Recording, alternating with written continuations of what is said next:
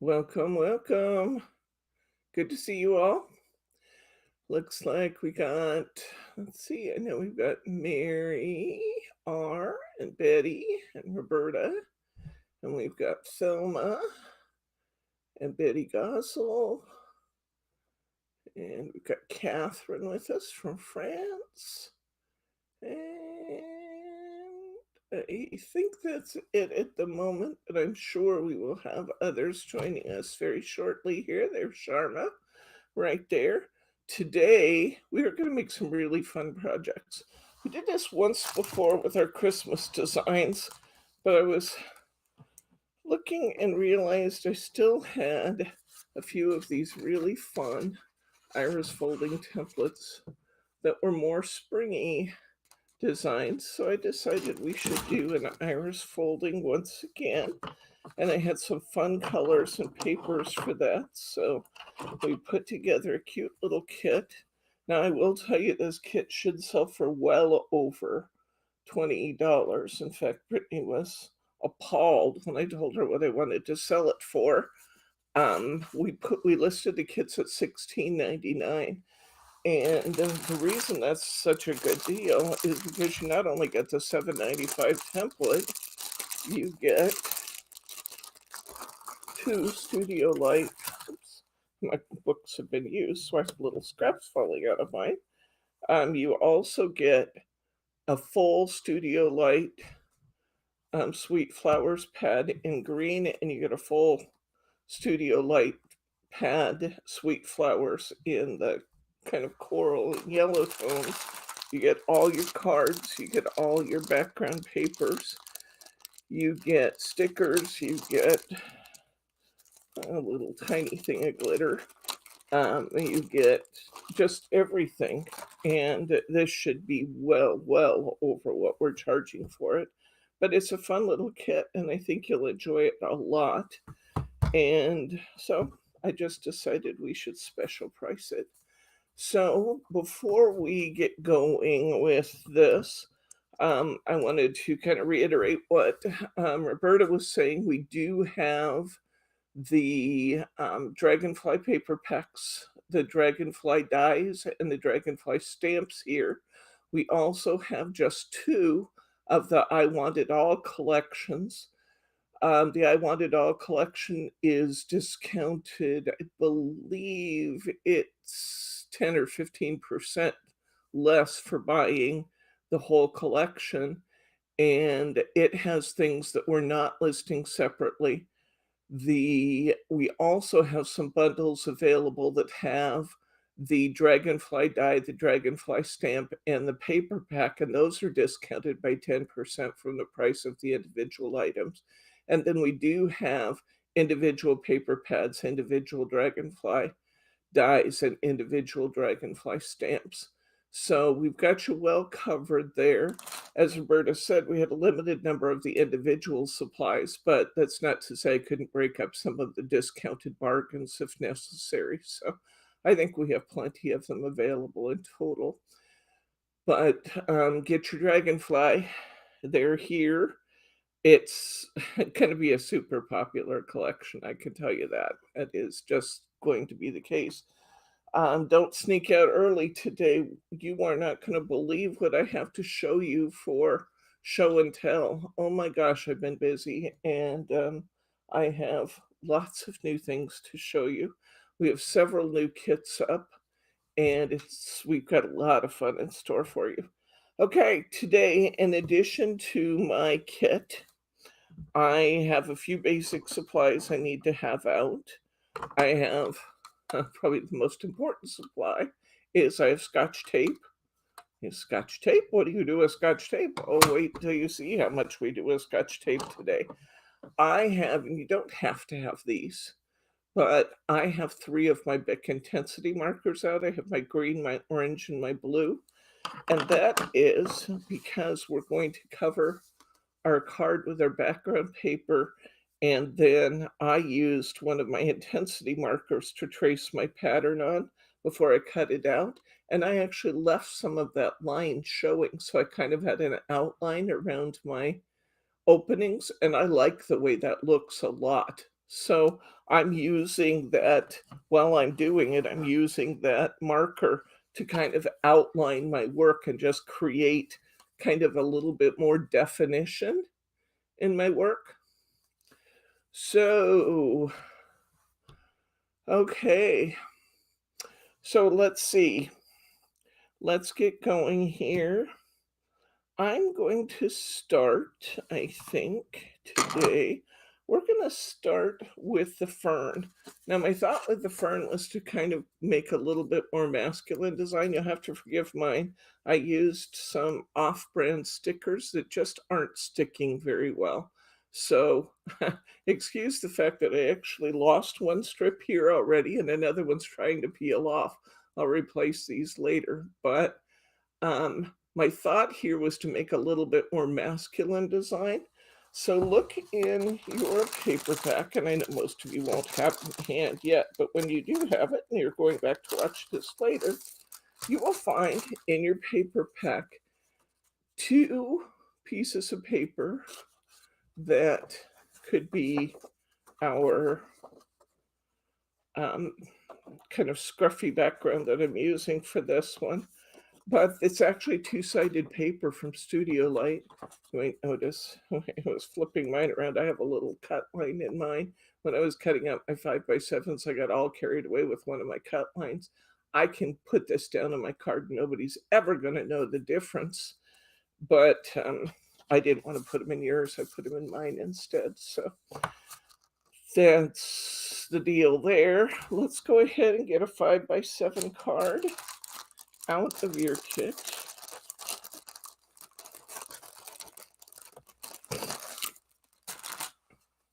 I'm going to cover my 5x7 with one of these beautiful background papers. Aren't these just the prettiest things?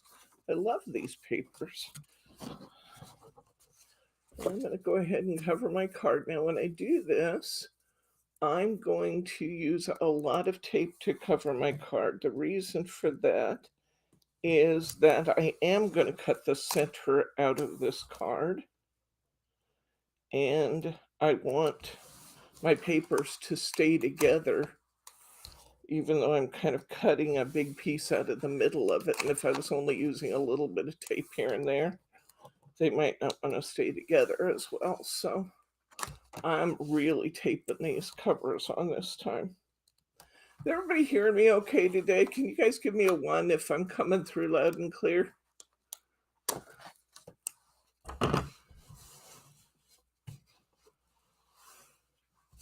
By the way, I wanted to talk to you about emails. We are having an interesting challenge with our email server. Thank you, Rob. Thank you, Betty. And thank you, Thelma. We're having an interesting challenge with our email server. I could go into a whole bunch of definition about why and all the technical behind it, but it has to do with our IP address.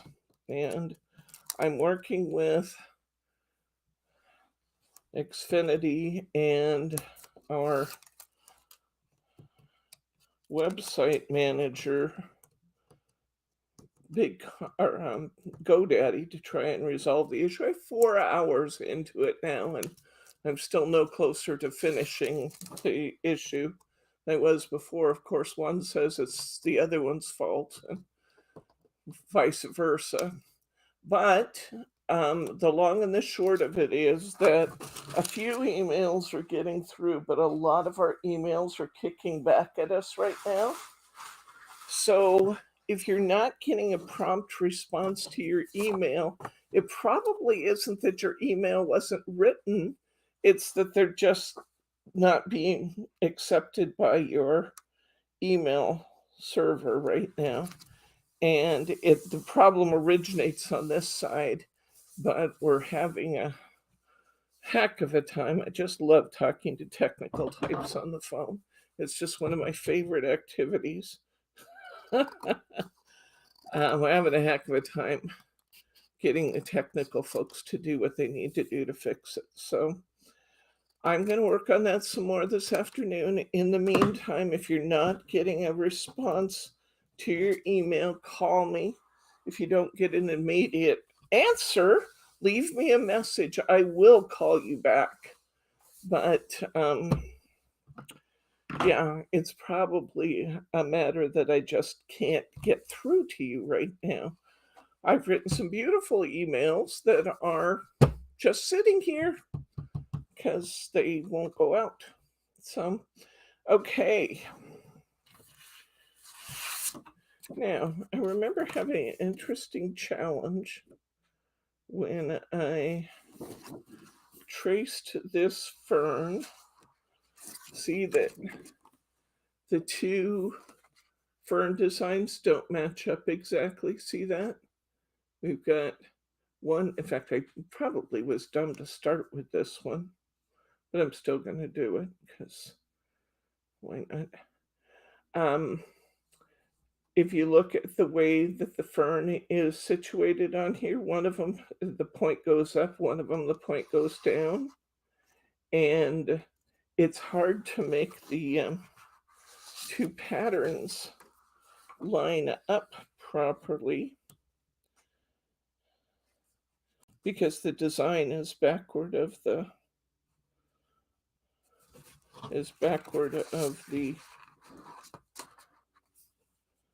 but we can do it. You just have to fool around with it a little bit. Okay, hunky dory dye brush. I have more that will be coming in our next order. Yes, it's temporarily sold out again, but I have more in our next order, Mary R. And I'm expecting orders from Hunky Dory hopefully next week. So I'll have dye brushes again soon. So I'm just tracing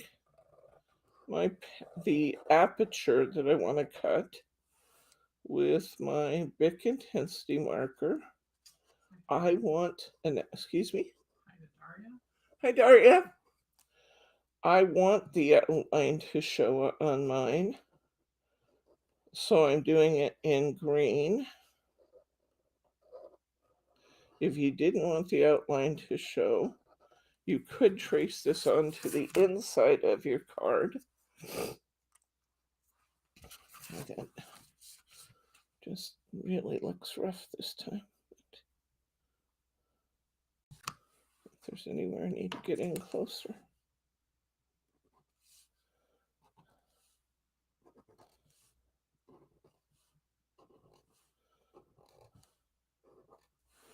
Okay. All right. Once I've done that, I'm going to take my sharp scissors and I'm going to cut through both of these layers to cut this aperture out. Good news, if you like iris folding, one of the other things on the way from Hunky Dory is some new iris folding dies. And the beauty there is that you don't have to cut these apertures this way. You have a die that will cut it all for you, which is a pretty beautiful thing. And because I like iris folding, I don't particularly enjoy this part of it very much.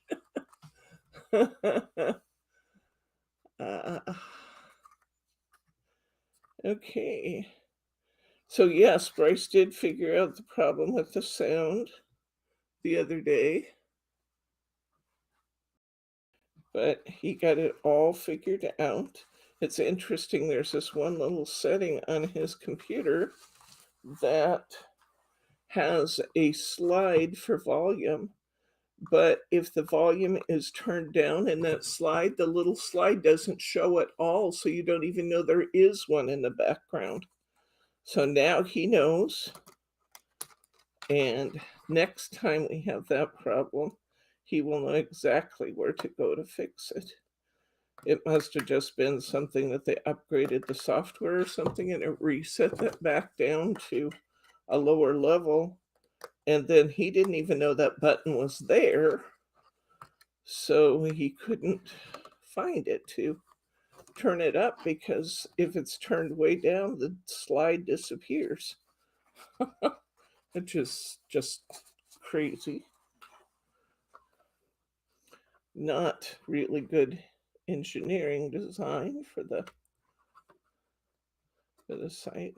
So I'm cutting this fairly close, but I'm trying to leave my green line there because I kind of like the definition that creates on the outside of my aperture. So it takes me a minute to get this cut out.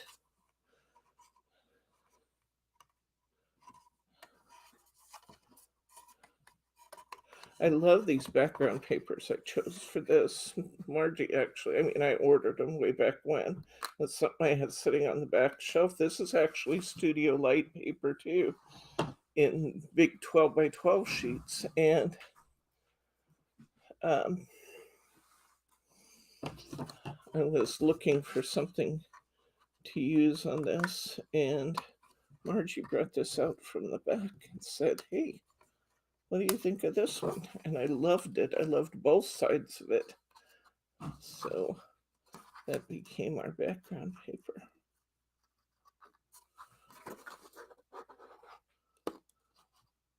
Boy, I have so many things to show you guys this week. You just won't believe what I've been up to.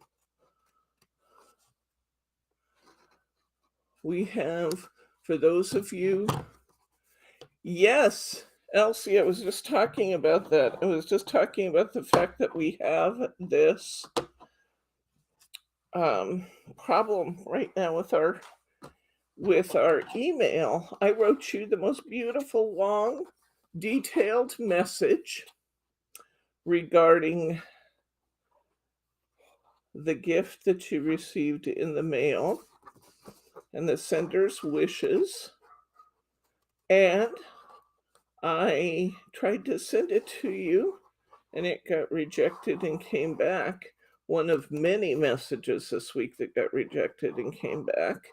It has nothing, you guys aren't doing anything wrong. It has to do with the security setting on our side that is currently, not to worry when I say security, everybody goes, "Oh, you're going to give me a virus." No, I'm not. That's not the issue. Not the issue at all. It just has to do with our IP address, which is an IP address is something that's used to get you access to the internet. And in the Xfinity world, more than one customer can have the same IP address. And then security settings are applied to those IP addresses. We have everything set right on ours, but one of our neighbors obviously doesn't. And I've got to get Xfinity to change our IP address because our neighbor's settings are kicking out our emails. It's crazy. Glenn's another person I wrote a long, beautiful email to and sent you beautiful links, Glenn. And the email kicked out because we're currently having some problems with our internet settings that I'm working with Xfinity to fix. I have to convince them they want to change my IP address, which they think they don't want to do. And today I have to contact them again. I've already spent over 4 hours on the phone with technical types, but we have a lot of emails coming back. I have current recent emails to Angela, to Glenn, to Elsie, to a bunch of people. So let me see if I can answer some of the questions that were asked in that email. First, Elsie, let me say that we sent you a big, beautiful package of stuff that was compliments of one of your crafty friends here on YouTube. It was a gift. I can tell you that this particular person told me that she had been really touched by the Norwegian response to all the happenings over in Ukraine, that Norway just seems to have just gone above and beyond in humanitarian aid, and we're so proud. The world is so proud of that. But that made this person think about how much she thinks you contribute to our crafty family here. And she wanted you to feel love and appreciation from your crafty family every time you use those wonderful supplies. This is not an unusual thing for this person to do. She has a kind and giving heart, and she just does this stuff, and she doesn't want acknowledgement for it. So she sent you that big, beautiful package of supplies so that you would know that you have the love and support of your crafty friends out here. And she, in this case, she really went above and beyond and sent an amazing packet of stuff. Um, Catherine, if you haven't received it yet, you have a wonderful collection of stuff coming your way also. Compliments of the same crafty friend, in case you're wondering. It's not me, I'm just the messenger, and it's not Roberta in this case. Roberta has headed up the effort to send out some things to some of our crafty friends also, so I don't want to diminish Roberta's contribution, because she has been wonderful about sending some stuff out too. But in this case, that is not Roberta.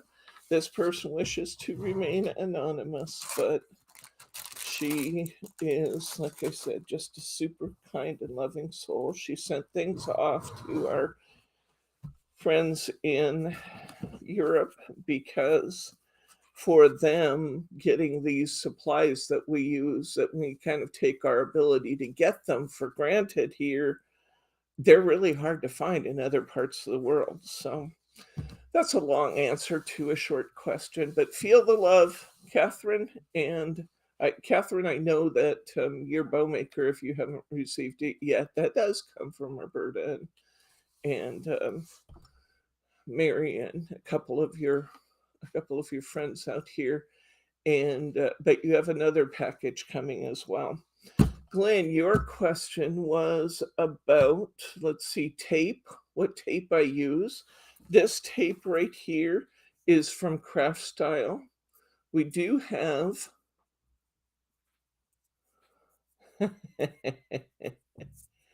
oh, good. That's a beautiful gesture, Catherine.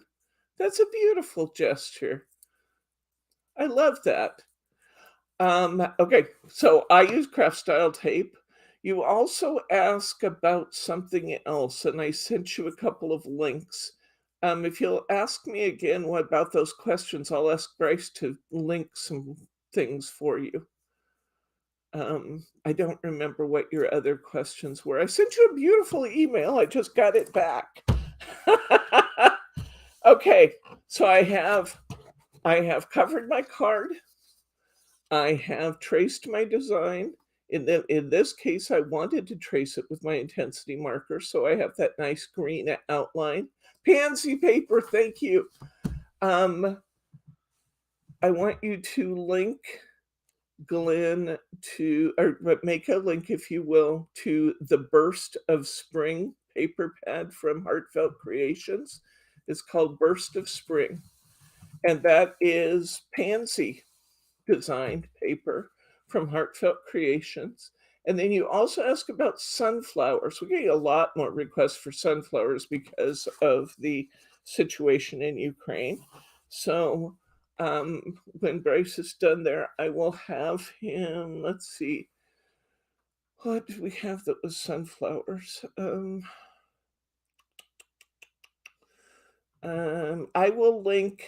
I will give you a link to sunflower things. Hi, Adeline. I will get you a link to sunflower things, Glenn, And if Bryce can't find it, I'll do the paper pad also in the newsletter. So, yes, we do have the new G45 Let It Be papers that are sunflowers. Oh, okay, cool. All right, excellent. So you got sunflowers. So excellent. And let's see who else didn't get an answer. Angela isn't on yet, so when she comes on, I'll have her ask her question again. This is really inconvenient having email be wanky, and I do apologize for that. Obviously, with 4 hours into the issue so far, I'm doing my very best to get it resolved. Okay. Do you have hunky-dory sunflower paper? There are hunky-dory sunflowers. Yes, there are. We have sunflowers from last fall.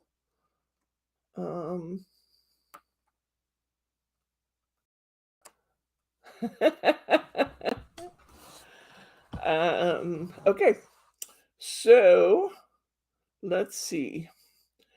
For the fern, they want us to cut 19 papers that are 1 by 1.5 inch strips of paper, and 1 strip that's 1 by 2 and 1/4. We're going to use 2 different papers out of your green pack. I used this one with the little leaves on it. So I'm going to cut a bunch of 1-inch strips here. Now, one of the things I found is you don't always have to have papers the same length that they tell you. You just need to have the number that they say. That's not to say that they're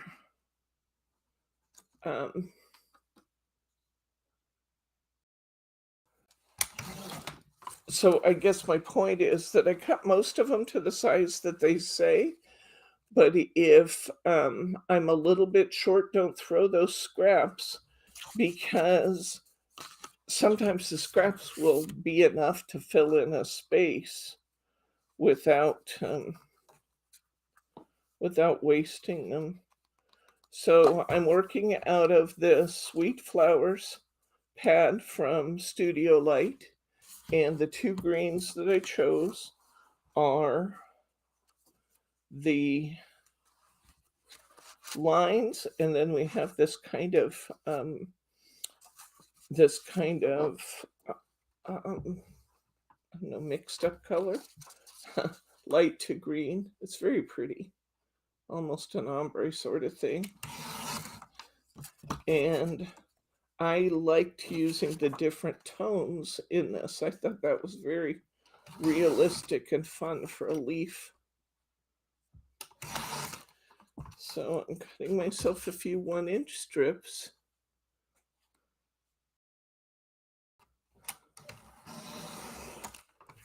Okay. All right. Now, once we have some strips cut, and they did recommend again 1.5, and one of them being 2 and 1 and let me see, 1.5 inch long, and one of them 2 1/4 inch long. 9 of A and 11 of B. Okay, so I need 9 of A, and A is the one I'm going to make in this pattern here. So I have one that's 1 1/4 inches now. So I want 9 of them in total.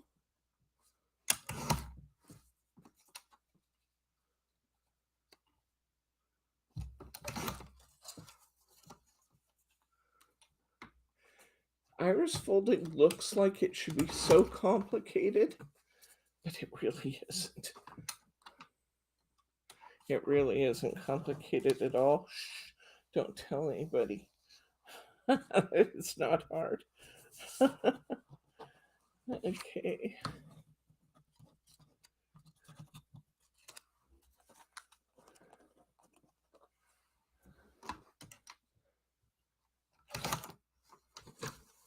Okay. All right. Oops, there's my wheel of pens that I was using last night. There's another hint about what I've been working on. I've been working on something that requires the use of pens. Okay, once I have my little squares cut, I'm going to fold it and I'm going to make my paper 3/4 of an inch wide. 3/4 of an inch wide. So I'm folding over about 1/4 of an inch, maybe a little more. Make it about 3/4 of an inch wide though. And I'm just going to put a little crease in one side. What I'm looking for is that I want to have a folded edge showing from the front. So I'm making all these little papers, and I think I have to have 9 of them. I'll probably have extras, but I want to show you something we can do with the extras later. 5,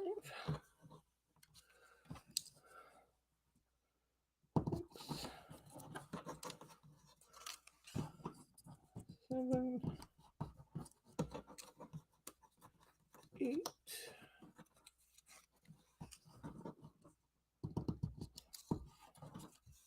and 9. And now I need to cut some. Let's see, and then I wanted one longer one. What do I do with the longer one? Is that an A or B? Yeah, that's a B. Okay. Thought I cut it already, but I don't see it here. Well, we'll cut another one. Okay. Is it 2 1/4 or 2 1/2? 2 1/4. Says right on your template what your sizes need to be, so that part's easy. I cut my paper so that the stripes are going lengthwise down on the sides. All right, now let's go ahead and cut some shorter ones here. They want 11 of these shorter strips. I want to use those that are predominantly have the darker, although I like the variegation. I'm going to go for the ones that are predominantly darker. I'm going to cut a couple of these up. These are going to be my B color. You have A color and B color. These are going to be my Bs. I want 2 colors in my fern. My thinking with this one, I think I said this, but I'm not positive I did. I stayed up really late last night working on one of our projects, and so my mind is like sharp like a steel trap today. No thoughts can get out. Huh? It sounds more like Swiss cheese. Well, Swiss cheesy. Well, my point was that none of my thoughts can escape the steel trap.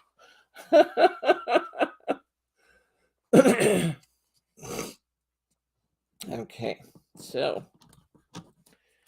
I'm going to fold my B's, and they're going to be somewhat the same way. They're going to be, I'm folding over enough to leave a 3/4 inch piece showing.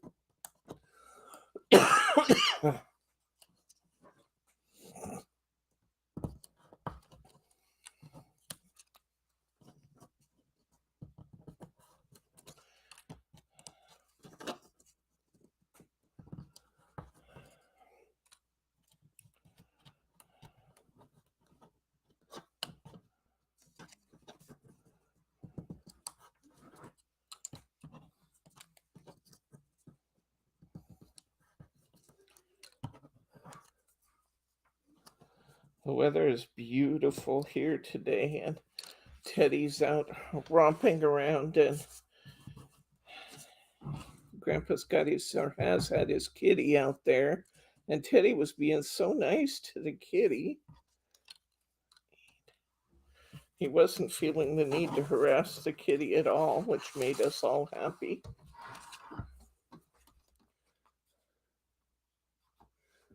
Okay, I might need another 1 or 2 of those, but we'll start here.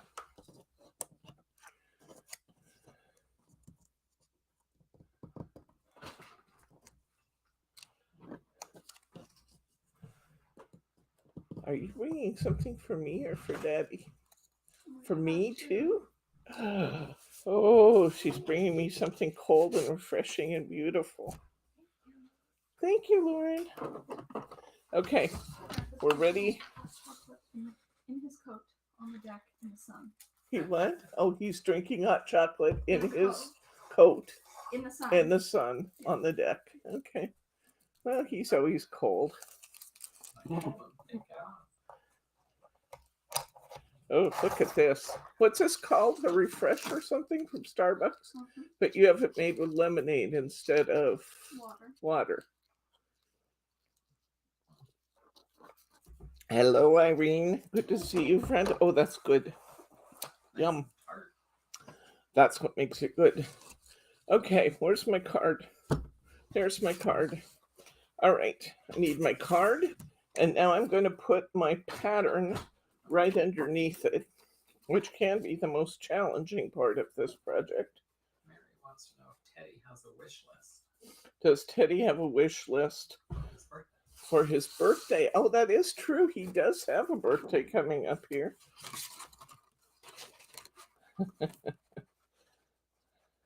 Now, I'll show you the problem here.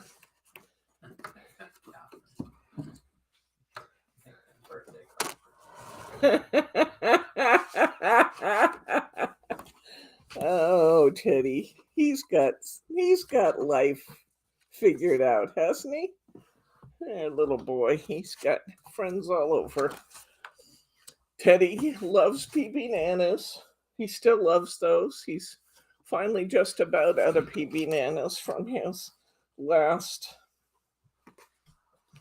big score from you, Mary. He doesn't need as many as he got last time. He got so many last time. I'm trying to find a way to match this pattern up so I can see it through the card. It's not necessarily going to work, so I'm just going to make it work. There's just something weird about how they position these two, but I'll show you that you can do it anyway. Okay, so I've got my pattern showing. It's just that the end of my pattern is kind of going the wrong way, but I'll be able to tell by the time I get up there where I will need to position my papers. Anyway, that's good, honey. Come clear on in here. And I'm going to start out by taking the folded edge of my paper, and I want the folded edge to be to the inside of the aperture. In other words, I don't want it where it's coming out here, and I don't want any of the white showing from the front. The fold line is only to give us a finished edge on the outside of our card. So I'm going to match up to my template here, and I'm going to start. This is going to be piece number 1A. I'm going to put it over this larger opening at the bottom. And see how my line comes across here? Coming in even a little further if you can, honey. See how this dark line comes across here? I'm going to match this to number 1A, and that means this paper has to position right here. Now, I'm going to put a piece of tape on it. I don't want my tape to show from the front, which mine just did, because, like I said,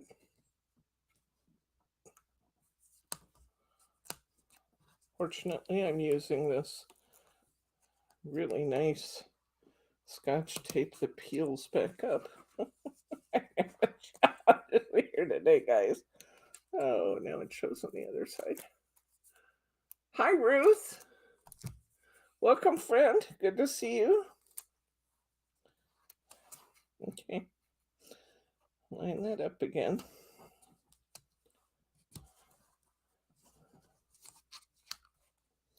And I want it to go right across that line. This is way easier than I just made that, guys. Now I'm going to take my next piece, and I'm going to come in from the other side.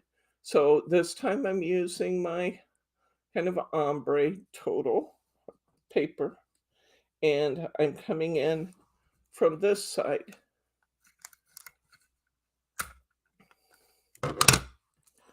And I'm going to tape this in place. I'm going to grab one of my lined papers, and I'm going to come in from this side, and I'm going to go right over this line.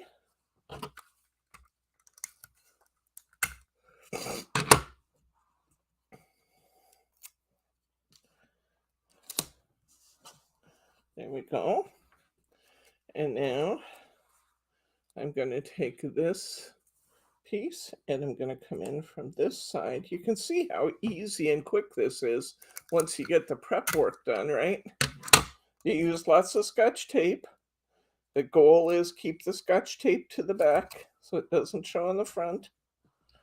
As you work, you will, I just slid my thing. Okay.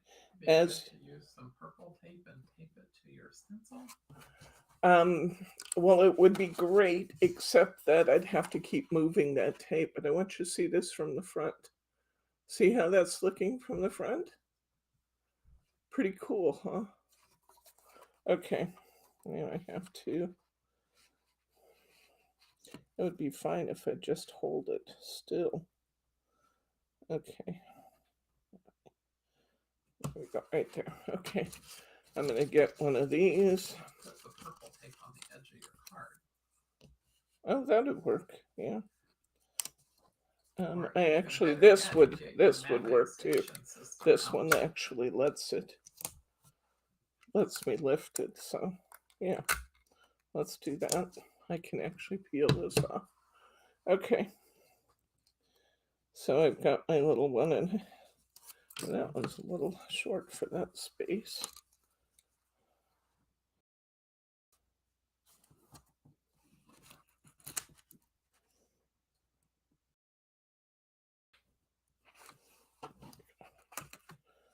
Okay.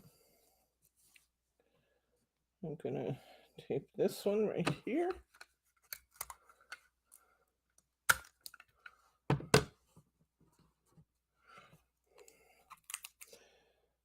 These are talking about working many long, hard hours. You know, I was talking with Adam at Hunky Dory this week, and I had written to our trade account person and asked for an adjustment on our account for a whole box of stuff we didn't get. And I wanted them to apply that as shipping on one of our next orders. And he said my account rep was out on the annual leave again. Well, she was just out on the annual leave just 2 months ago. So I said, man, your employees get a lot of time off. They get 28 days of paid annual leave automatically by law in Great Britain. And this year, because of the Queen's birthday coming up, they get an extra day for that. So they get 29 days. That's 6 weeks of paid time automatically by law. I couldn't believe it. Kirk's son and family just spent 3 weeks here from London. 6 weeks by law, every employee. Can you imagine?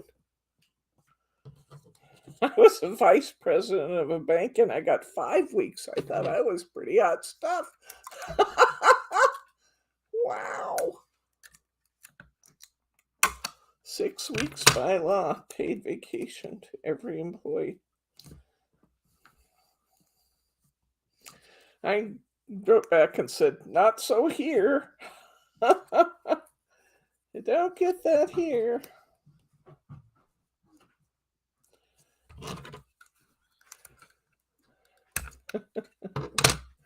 Wow, sir.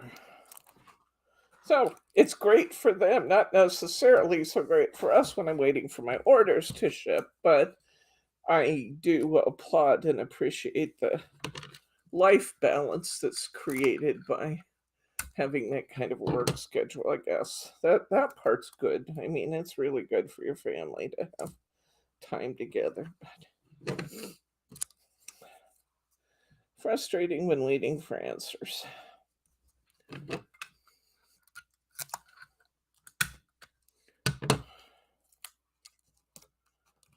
I'm anxious to show you this from the other side again, but now that I've got it taped down, I just need to keep going.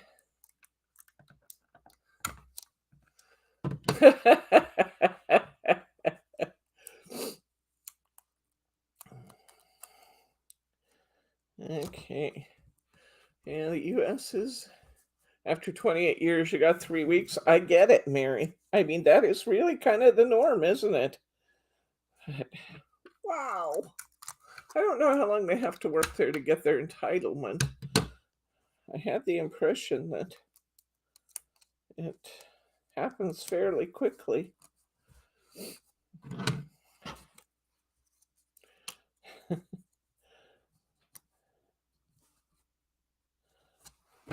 So I'm just following the lines on my template. You can see the little lines here. Now, as I get to the end of this, I'm going to ignore what the lines do, and I'm going to match with my little notches, because that's really what the lines are doing, is matching me to my notches anyway.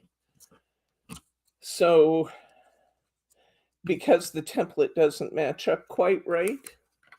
Now, it may just be me. You guys might be able to line that up and have it work just fine, but for some reason I have a hard time matching this particular one to the aperture that they have you cut. But it doesn't matter, because like I said, when I get to a certain point, I'm just going to match to my notches regardless of what the get this taped to the table too. I'm just trying to move this so you can see what I'm doing still. There we go. Regardless of what the pattern below it does, I'll just keep matching to the notches. I don't have enough of these pieces. It looks like I need one more. You'll see what I meant about some of the pieces don't have to be quite so long as you get to the end here.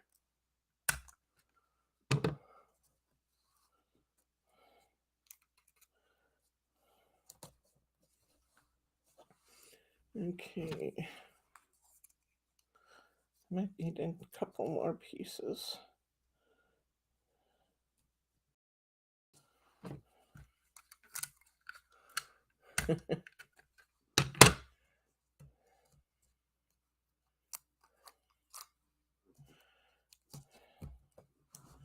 Oops, you stay put.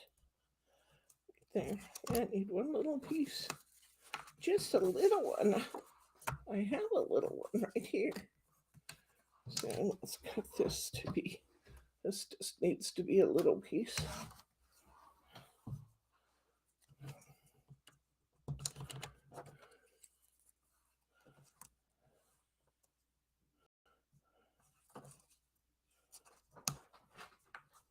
I'm actually going to put a couple little pieces here to match my notches. Whoop! Took that one backwards. Okay, we got that. And then I'm going to put in this one. Looks like I'm going to need a couple extras. No problem. I have, this paper goes a long way when you're cutting it in such, when you're cutting it up in such small pieces. This tape I'm using, I really recommend this tape for this job. This is it just says Scotch tape, but it's the satin finish. And because the satin finish, it's the gift wrap tape, is kind of repositionable, which makes it really, really nice for this job. Okay, I'm going to actually cut two more of these little ones for the end here. And again, when I get to the end, you've seen that the lines kind of match up along the notches. I'm just going to finish off the notches regardless of what the bottom does, regardless of what's happening on my pattern. So I'm just finishing off by going right along these notches on my card. See that?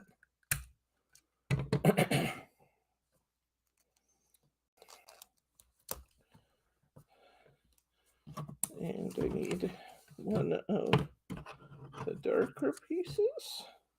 Might actually be kind of neat to have a little bit lighter piece on the end here, right on the tip of the fern. I'm going to use this one.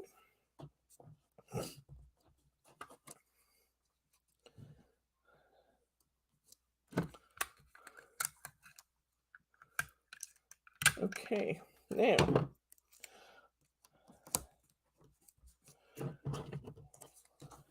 your kit will include some cardstock pieces that you can use to cover your work on the inside of your card. I'm going to go ahead and remove the tape I have holding it to the pattern. That was a good idea, Bryce. And never to be wasteful, I'm going to reuse the satin. I'm just going to come down with the satin tape, kind of come down right over the middle of my pattern there to make sure that's nice and solid. So this is what it looks like from the back. Looks so complicated, but you and I know it's not. Oops, I see a little tiny shiny spot there where I let my tape show. But you can carefully go in and trim those out if you happen to have a messy mistake like I just made. You can actually pull those little bits of tape out of there if you have any showing, or you can ignore it. But there's my fern. Now, I wanted to kind of give this a little bit more finished look. So let's see, where's the rest of my kit supplies there? So I used some stickers on here. The sticker designs might vary. I don't think she gave me any. I think that's a miscommunication. But I happen to have some. I have some stickers behind me. It'll work. I'm going to use, I do think I saw some. Yeah, I do. I do have some border stickers here.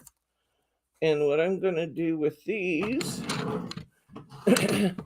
is I'm going to take my green marker and I'm going to change the color of these. The darker green with that pearly green. Oh, I did think I had a darker one. There's one. Okay. I'm going to color my stickers.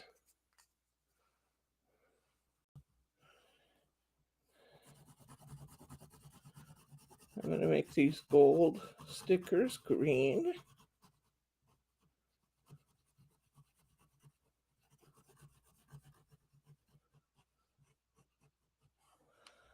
I am going to let these sit for just a minute because inevitably I put quite a bit of ink on it when I change the color, and inevitably I end up with alcohol ink all over my fingers because I grab them too soon.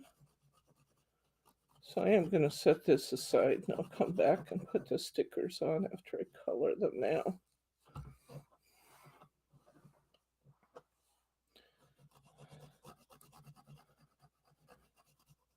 This iris folding kit is on the site right now. These templates are long since retired. So if you think you might want this, don't wait till the templates are gone. I still get requests because we did that Christmas iris folding kit. Remember that?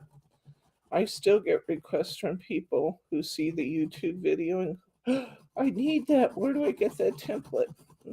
Sorry, it's now gone. Although Margie told me, I think she told me she found one or two of the Christmas ones down there. I haven't seen them with my own eyes yet, so I did ask her to verify that and update the system. So there may actually be one, but my point is that once we've done the class, they tend to disappear. So don't, oh my gosh. Catherine, your election this year has become quite an international news story. I've seen so many stories on your election coming up. And yeah, I, for one, sincerely hope your current president gets reelected, but that's just me. Because it would be something else. Oh, I thank you, Catherine. I'm so glad. I'm so glad. Okay, so once again, here's what our finished fern design looks like. All right, let's do another one. Let's see how much of this I had out. I took out, this is my second set of cards with this, and I still have all this paper. I did learn something, guys, through the kits or the big, nice orders that were just sent out to Catherine and to Elsie. I did find that for orders up to 2 pounds, we can ship 2 pounds, not dollar wise, monetarily, but in weight. For orders up to 2 pounds, we can ship to France and to Norway really fairly reasonably. It was for a really nice order sent to Norway, it was like $28. And for a good size order sent to France, it was $25. That included some paper packs and I mean, just, yeah. So we will, I just wanted to let you know that for our international friends, where I've always said, sorry, I can't ship to you, if you decide you want something, let me know and I'll make it available. I was also thrilled to see that our packages, oops, that's not the right card.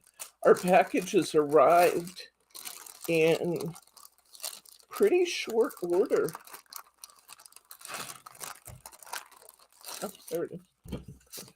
And now I'm missing cards, but I'm not. Okay.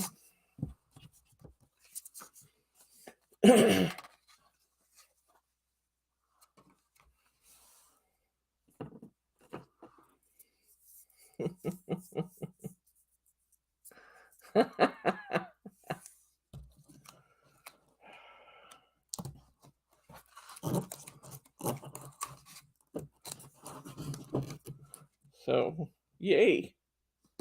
That was good to know. I was amazed. I had this person who was sending these orders convinced it could cost $50, and it came in at half of that. So, up to 2 pounds. We can ship quite a bit of stuff for a fairly reasonable amount. So, if there's something you want you can't get a hold of me and we'll figure it out.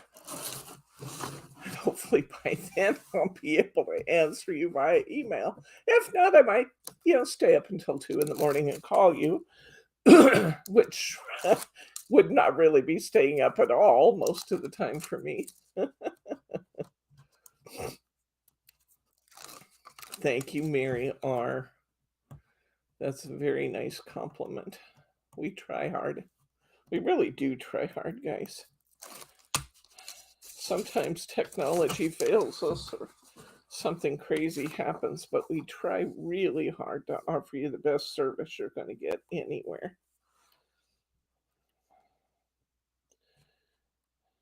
Okay, now look at that beautiful paper there. Isn't that gorgeous? That's so pretty. And that's the other side of the kind of scruffy brown paper I wanted for the masculine card. What fun. I love that the two sides of the paper both work so well. I usually trim around my cards with my long blade scissors. It seems like it takes an awful lot of wax at it to get the paper trimmed using these short scissors. Okay, we're going to do it again. This time, when I put my aperture on, it's going to be a whole lot easier to line up to. I do want the top of my flower to be fairly close, not super close, but fairly close, maybe a ½ inch from the top, and somewhat centered side to side. This time I'm going to use my orange marker.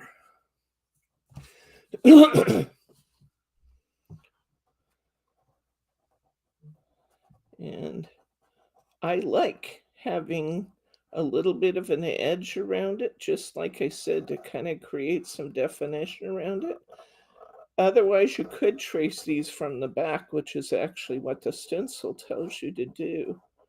I just liked the extra definition. I did it and I liked how it looked, so I'm going right to the front. So there's my aperture I need to cut out. Okay, so here we go again. I'm just gonna push my scissors through the front of my card. Now this is 2 layers of pretty heavy cardstock. This might, it's kind of 6 of one and a half of this and the other. Cutting the aperture would be a whole lot easier if this were lighter weight cardstock. But what we're doing to the inside actually adds some weight to it. So when the card is finished, I think you'll be a whole lot happier if we have used a heavier card blank. So you have to work a little extra to get it. Thank you, Betty, for reminding people. Thumbs up. I think that, since it's heavier, we have to work a little harder to cut out the aperture. The results when you're finished will be more satisfying if you do use a heavier cardstock here. And it doesn't take too much to.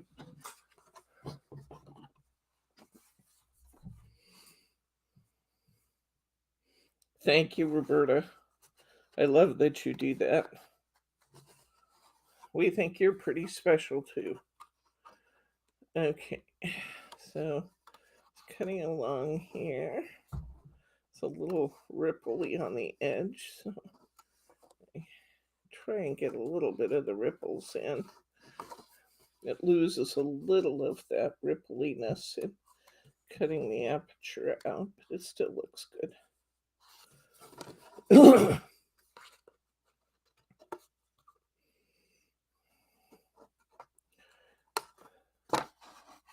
I think this flower one's really fun to do. I love the way it looks too.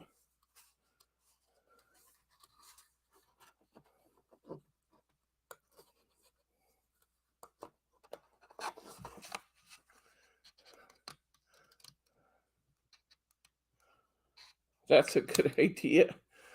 The punch through Thelma to get your scissors started. That's a great idea. guys have such good ideas about things. Somebody has to do the actual demonstrating, and I do that, but I don't profess by any stretch of the imagination to be the product expert in everything, because you guys, I mean, our collected crafting years in this group, we have a whole lot of expertise built up in our group, you know it?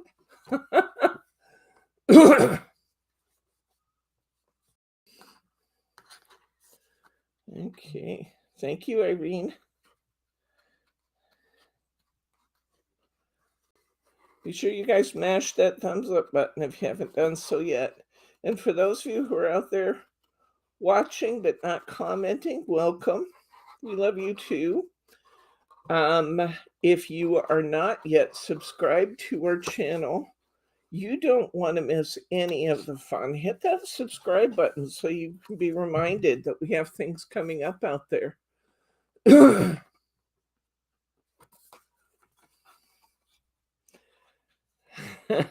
Across the Mississippi. We have, in fact, had more than typical challenges in your orders, haven't we, Daria? Hey, by the way, speaking of emails coming back, you're not getting our email newsletter anymore, Daria, because, and this is not related to the issue I talked about earlier. I keep getting block messages from your email provider. So it got dropped off again. The customer service email, the after classes, here's all your links. So if you haven't put me in your address book, that can be one way of doing it. Put me in your contact address book in your email, just like you have your family and friends and stuff. Put it in there as Debbie and Deborah. I list two. I do Debbie and Deborah. And then also put one in for Simply Special Crafts with the email address info@simplyspecialcrafts, and hopefully that would resolve it. It doesn't always, but a lot of times it will. Okay, now we're going to get our papers out for our flower. And this uses a lot of different papers. Look here. We actually use 5 colors in our flowers, but we have lots of nice colors. And just for kicks, I added some shimmer paper as a 7th color. You don't need much, so you only have a little strip of it, but I added some shimmer paper, and then we're going to go into that's the green book. Oh, but I do have some leftovers in here. Let me get those. I'm using, let's see. See, I didn't throw away any of these little strips because that's enough for a couple of little folds, and that might be all I need to finish something. So I'm done with the green book for now, and I'm getting out. Oh, it's in front of me. I'm looking for the thing that's right in front of me.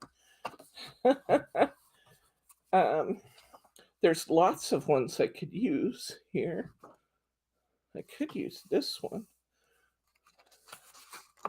I might trade that one for this one. I actually found this. I have this in here, and it actually looks okay, but I think it might be a little less distracting if I took that one out. Don't you guys think so? Take the chicken wire one out. I think I'll take that one out this time. And I'm going to use the darkest part of this. So I've got that one. I need 5 colors. And I can use this one. And I'll just go with this part. Hi, Mary G. How you doing, friend? I love this one. This is beautiful in there. So I need 5. Whoops, that's the same. Okay, so 1, 2, 3, 4. I still need a 5th I might need another one of those. I might still need it. Maybe I do need the chicken wire. Getting a couple of each of these out so I don't have to go back to my book. Now I could use the ones for that have the yellow showing too. The yellow would be beautiful. Oh, here's the other one I used. Okay. All right. Oops. And look at all these little pieces I had left over. I might as well toss those out on my table and use some of them where I can. Yeah, we took the chicken wire out this time, although you can use that. Look at all these neat little strips I have left. And some of these little ones fit in just right. There's a piece of paper that I started using I can use. Okay, I think I'm good. And here's kind of a neat idea. We have all these beautiful yellows. I could use yellow in the center of the flower if I wanted to. Maybe we'll do that this time. I don't know. Let's see what feels right when we get there, huh? That's actually how I plan a lot of things. What feels right when I get there? All right. So this is the flower, and it says on the flower, we suggest using 5 different colors shown in the patterns A through E. Cut 5 1 by 2 inch strips of each color and a 1 inch square for the center. So let's 1 by 2, 5 1 by 2. Okay.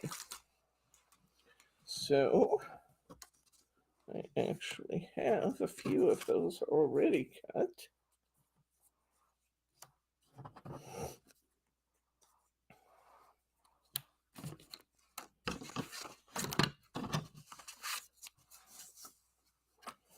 Okay, so I'm going to want some of these 1 by 2s. This paper is 6 by 6, so I should be able to get 1 by 2s. I should be able to get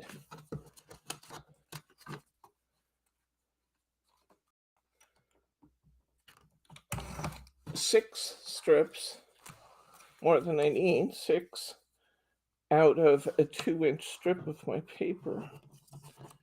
I've got 2 of those already, so let's get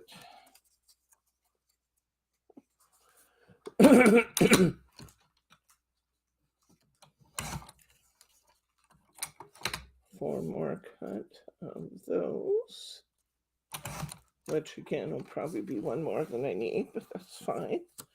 So I've got that color. Then I've got this color, which is kind of a solid at the top anyway. Mom's doing really well. She is starting a new regimen of chemo, I think this week. And I thought she was going to do radiation first. That's what it sounded like. But then she visited the chemo doctor, and the chemo doctor wanted chemo before radiation. For some reason, I don't understand, but that's okay, because that's why they get to be the doctors. Excuse me. So we cut a couple of 1 inch strips here.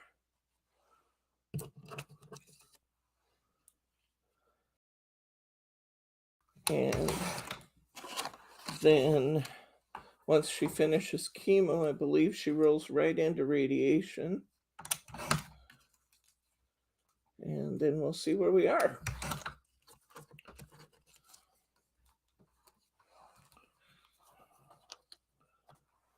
Okay, so we have those. Okay, so 1, 2, 3, 4. What am I missing? This one. 5. This bright orange. I like this.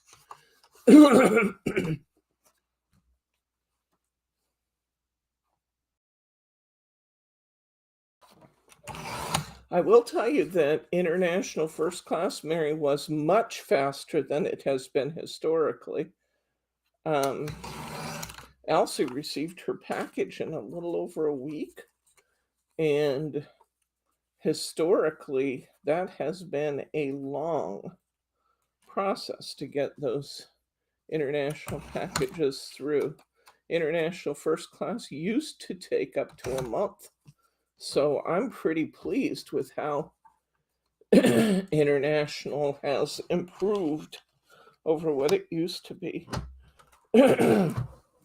Okay, now we're going to get our flower pattern out. We're going to get our aperture card here. We're going to put it over the top. We're going to satin tape it in place. I think just for caution, I'm going to tape it only on the white part and not on my facer paper, because I'm afraid that it, whoops, yeah, no, wrong way.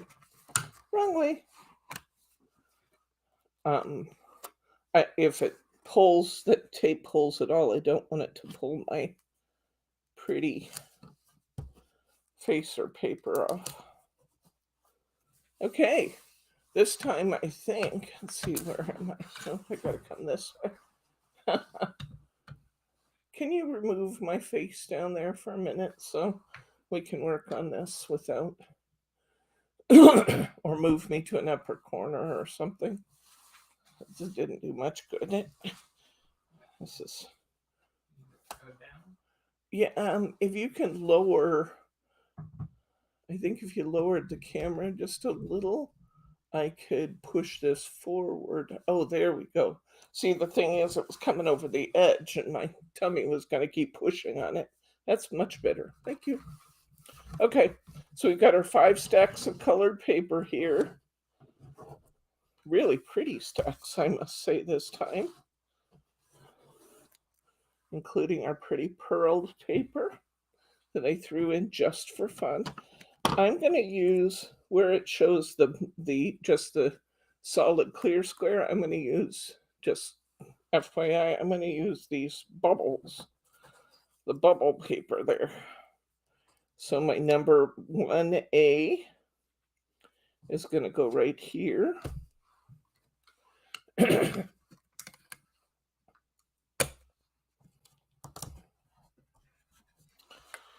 And I'm not going to worry too much about that because the others are going to push it down as I come around. So now I'm going to go to number 2. I'm going to grab the pearl paper here for number 2. I'm folding over a little edge to create that folded edge from the inside, to go on the inside, I should say. Stop.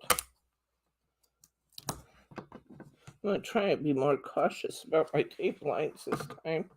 I'm going to go to my darker orange right beyond that, and that's going to be my 3C.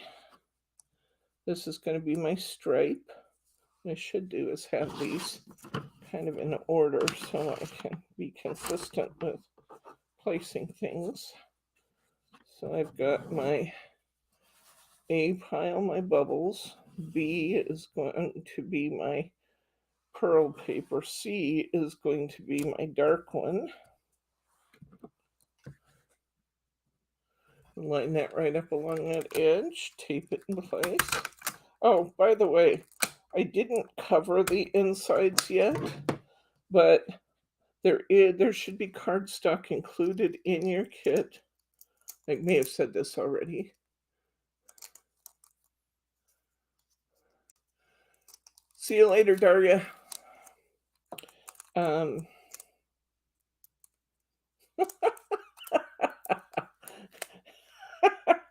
You guys could see me struggling with this tape here. Oh. Okay. So we're gonna The next one I'm going to use is this variegated one. I'm going to make this D. And it's going right here. This flower is especially easy to make.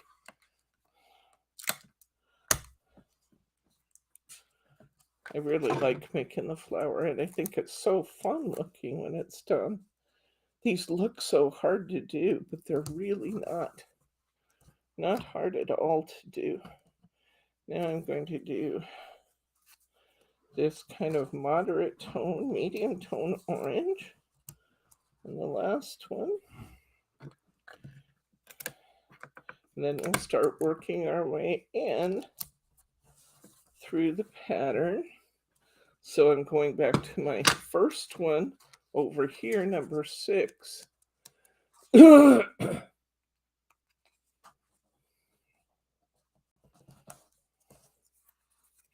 I've never had a shingles vaccine, but I'm kind of thinking I should. You have? I've never had one, I don't think. This is very fun to do, Elsie. It's super fun. Nothing more than a flu shot. I know, I just never have. I mean, they were expensive, and that's why I didn't do it. Yeah. It's like $200, but I know it's covered by insurance, but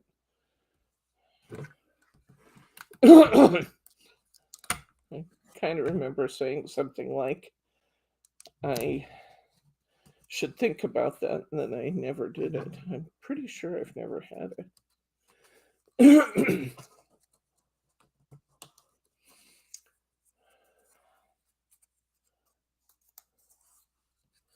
Okay, my next one, I'm gonna go here. See how easy this is, guys? Hi, Adeline. I don't know if I ever said hi to you. Okay. And now I'm going to take this one. It helps to have these in order on my table. I just, because of having 5. This with a tape runner. I don't think so. I think you'd have a really hard time doing this with a tape runner. Just a good old-fashioned roll of tape, I recommend. And again, if you're buying tape, buy the satin tape because it's at least somewhat removable. So if you need to move a piece, it's super easy to do. Yeah, I think insurance is going to cover mine too. I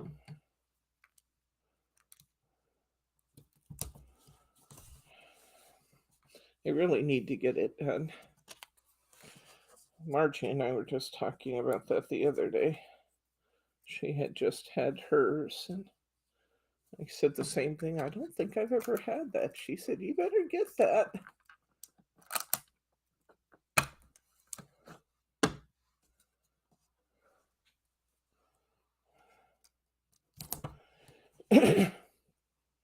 Okay, did my bubbles. So next up is the pretty pearl paper.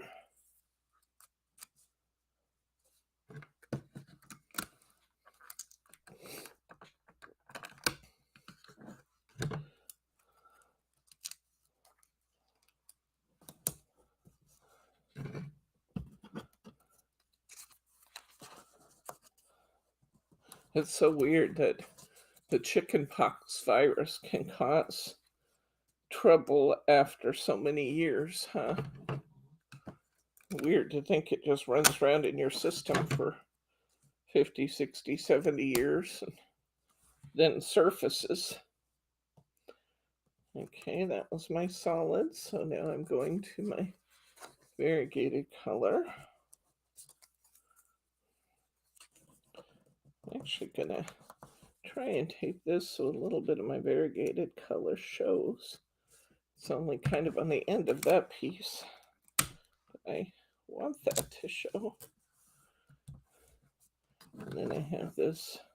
I don't worry if I have things kind of sticking up here and there as I'm working, because most of the time the next piece will cover that. Just like this, see there? The next piece kind of picks it up.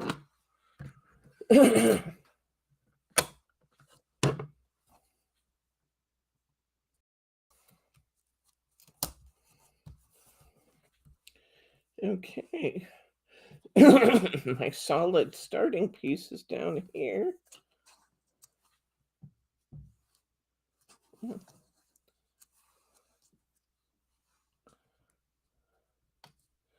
I'm going down here. 11. Yeah.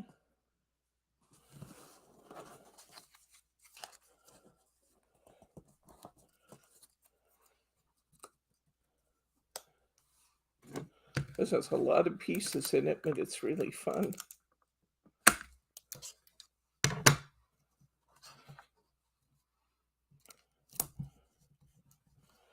Okay, my next one. I can't wait to show you this because these are so much fun when you see this.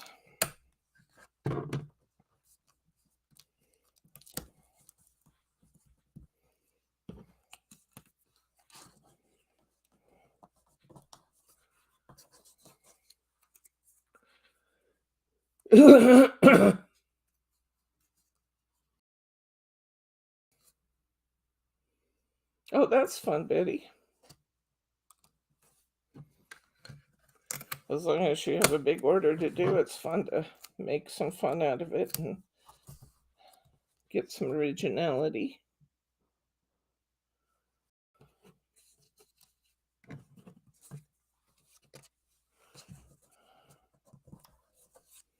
Keep working my way around the little 5-sided flower here.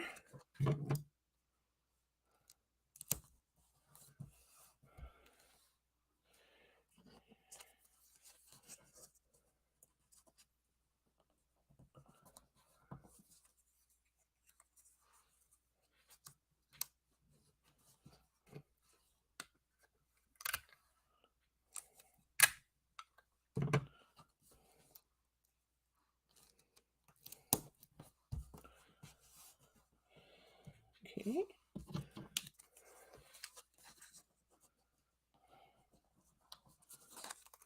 We're on our last round around our flower now. Starting my last row. Just watch where where the clear one is, and that'll be your starting point. And then you can just keep flipping around.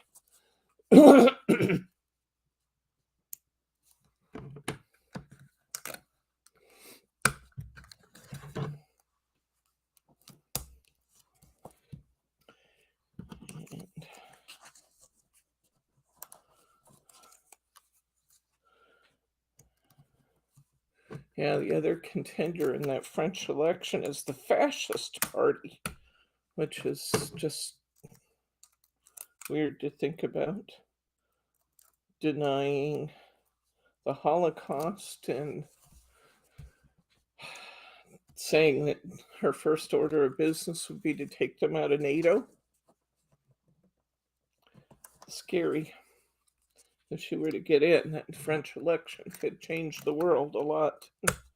That would not be a good thing. Okay, we're going to have to make a decision here about the flower center. I'm kind of inclined to see what it would look like if we did yellow, huh? What do you guys think?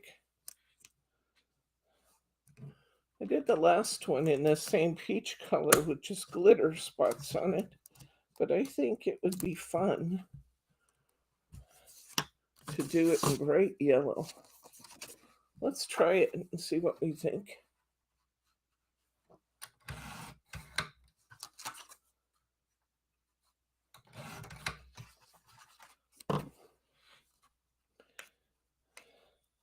This tape's removable, so if we hate it, we can change it. I don't think we'll hate it. I think it'll be cute. Look what I did. I got this tape all wrapped around my finger. Every once in a while when you've heard me laughing, it's because I'm getting all tangled up in my tape. once I finish it, I kind of like to put a nice sealing piece over anything that looks like it's not real tight. Of course, if I want to change that yellow now, it'll be more of a job.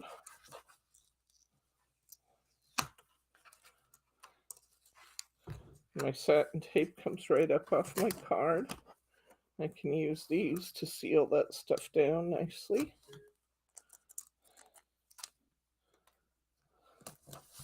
I'll just catch any little loose ends.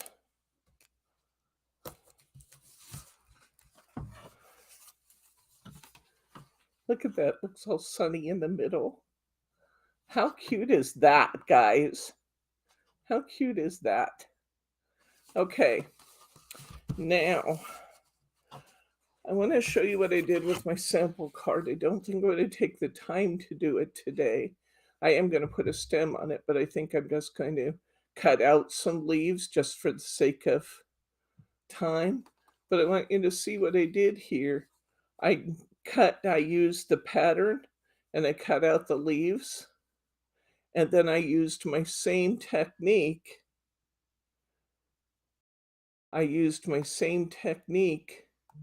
To make my leaves that I did my fern.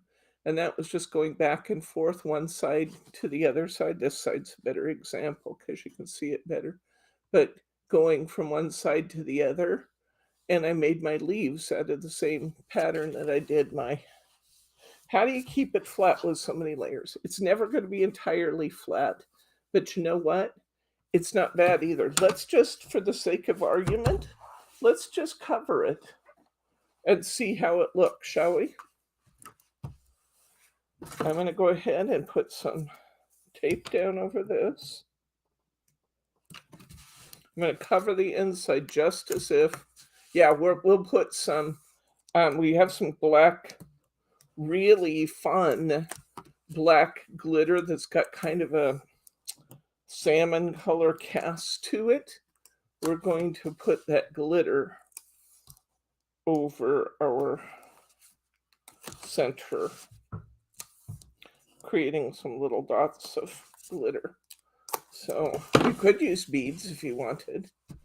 Now I'm going to put lots of tape here because I want this to hold down nice and tight.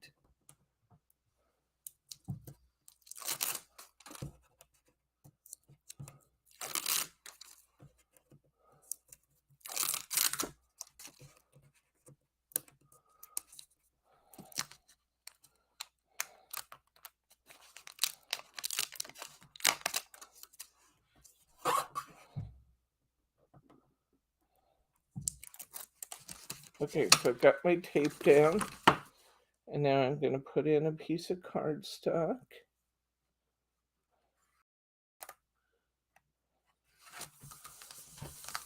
Black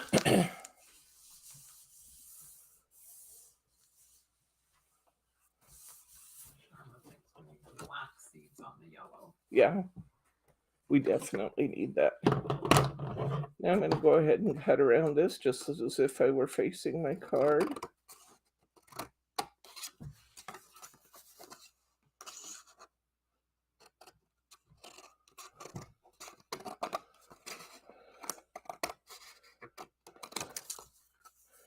A little bit of cardstock showing at the top here. We'll make that go away. I'm going to show you. Here is the inside of my card. And you really can't see all that bulk at all from here. And here is the outside of my card. So it will have a little bit of a bump, but it really isn't bad at all. Now I'm just going to go ahead and trace and cut out my leaves and my stem. We'll put our greeting on it and our glitter in the center, and this one will be done. So let's get a piece of that green out here again.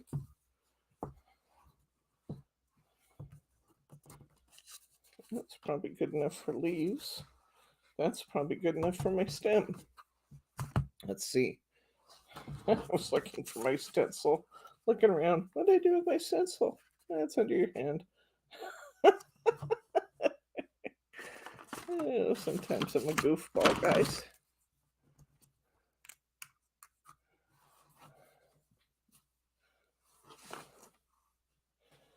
Okay.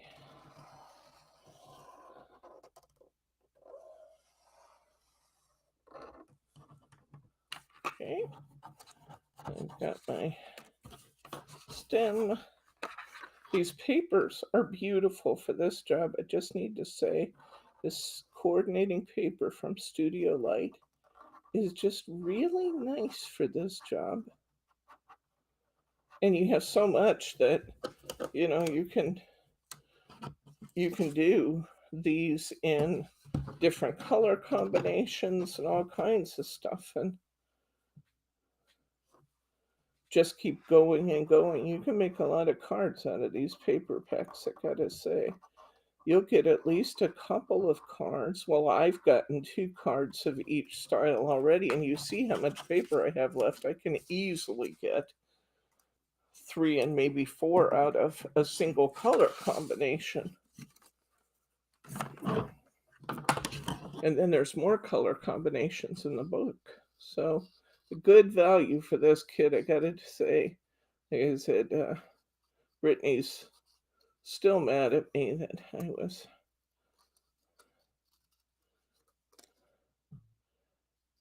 being quite generous with the pricing on this one. But you know what? We've had some of this for a while, and we might just as well make this go away and make room on the shelves for other things, even though this is really a lot of fun. I will say when we're done with this group of templates, we don't have any more. We will have the iris folding coming with the dies. Now I do look forward to that. We have iris folding with dies coming in from Hunky Dory. After 2 different classes on this, you guys should be pretty well versed in how to use those, but if you wanted to, we could probably do it.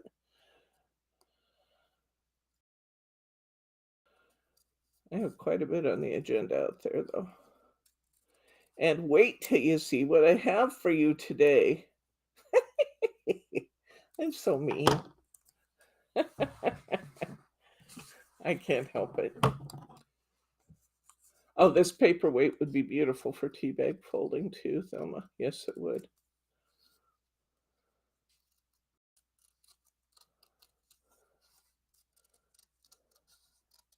Might have to combine colors to have enough for all the petals, but you know what would be, that actually could be really fun, to combine the patterns in your tea bag folding.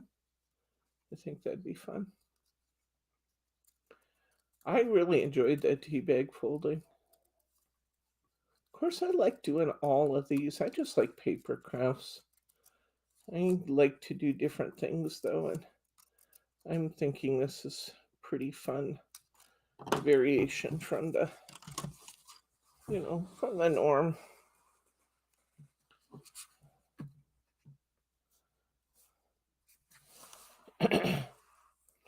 Where did my glue bottle go? Oh, I've got to have a little sip of this beautiful drink. Ah, that's good. Okay. It's called a refresh. It really is refreshing.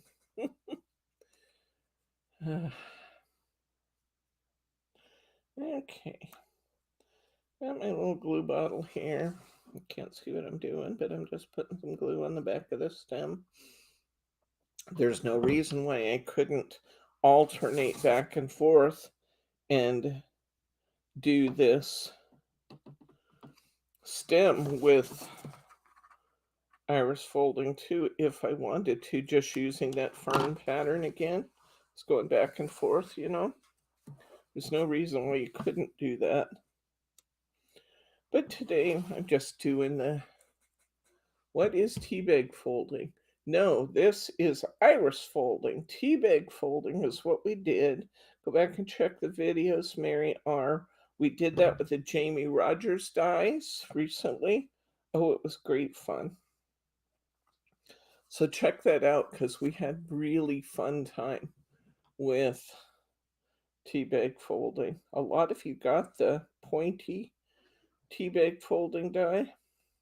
Once you use it, I'm convinced that quite a few more of you are going to want some of the other dies and stamps because it's cute. Look how cute that is. Let's get a little glitter in the center here. I have a little packet of glitter. It's a really tiny packet of glitter, but you know what? To make these little tiny dots, I don't need much.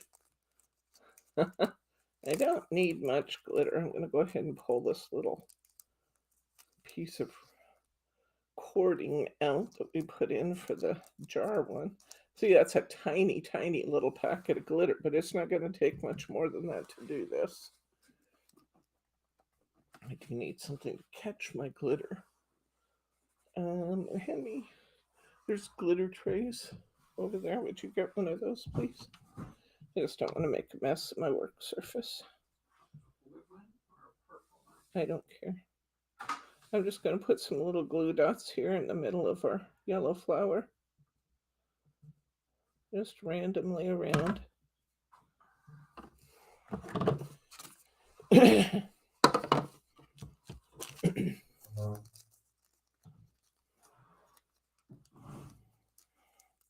Yeah, check out that. Even if you don't have time, I know you have very limited time right now. Look at that. We have lots and lots of glitter there for the amount we're using. But even if I know you have real demands on your time right now, but it'd be fun to look at that even if you don't do, go through the whole video. Shake that off really, really good. Huh. That's interesting. Why did that catch up there like that? Rather than messing with this while it's wet, I'm going to just let it sit and then I'm going to brush that out. I've got quite a bit accumulated in the corner and I didn't I don't want to brush that out though till the glitter gets dry, but it does look cute, doesn't it? So cute. Yes, exactly right. And this is iris folding. Okay, so I'll put my glitter tray away. All right, I still managed to get glitter around. How do I do this? I don't know. I'll put the bag up there. I don't even know how I managed to do it. Next, how's our time, honey? 3:43. 3:43. Oh, we got lots of time. Okay, because Saturdays we can run a little longer. Oh,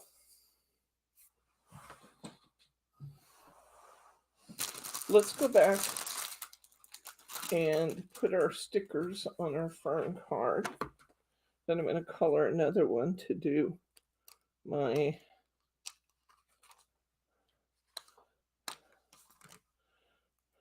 look how nicely that turned out. Then I'm going to color another one to do my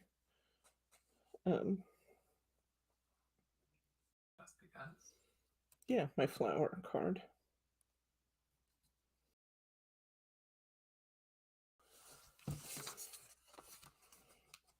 I thought I was getting that so straight.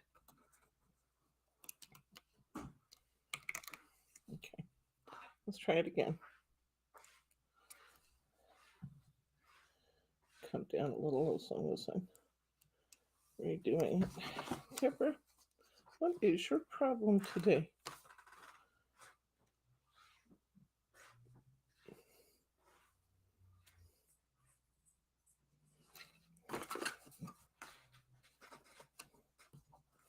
When all else fails, get a straight line.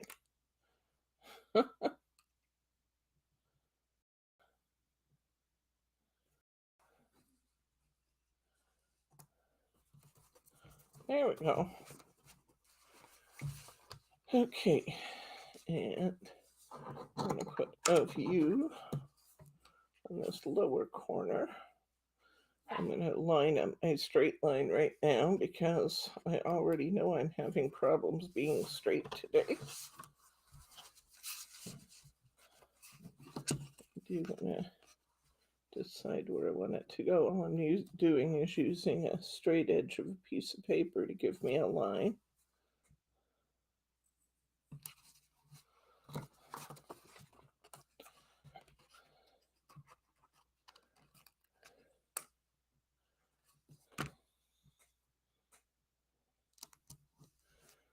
And then I have a little heart here I'll put out behind there. I have you. And I have these pretty. Yes, Sharma, today is one of my days to be a bubble off. You should have 4 little strips in your kit. These stickers stick here. These will work nicely.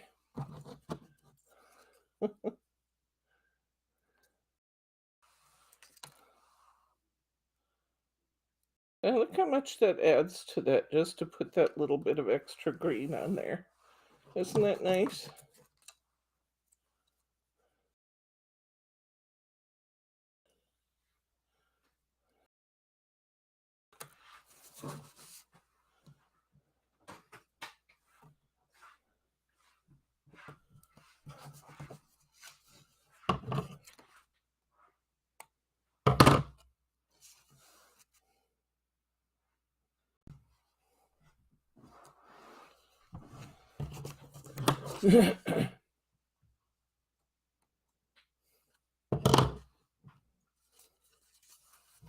I have 4 strips. I'm just being cheap.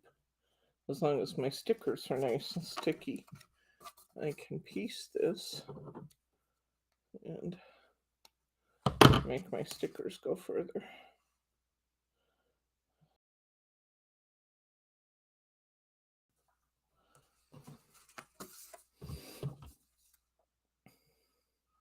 We have not seen Pam hatch today. Maybe she's working. Pam, when you see this, we're thinking about you.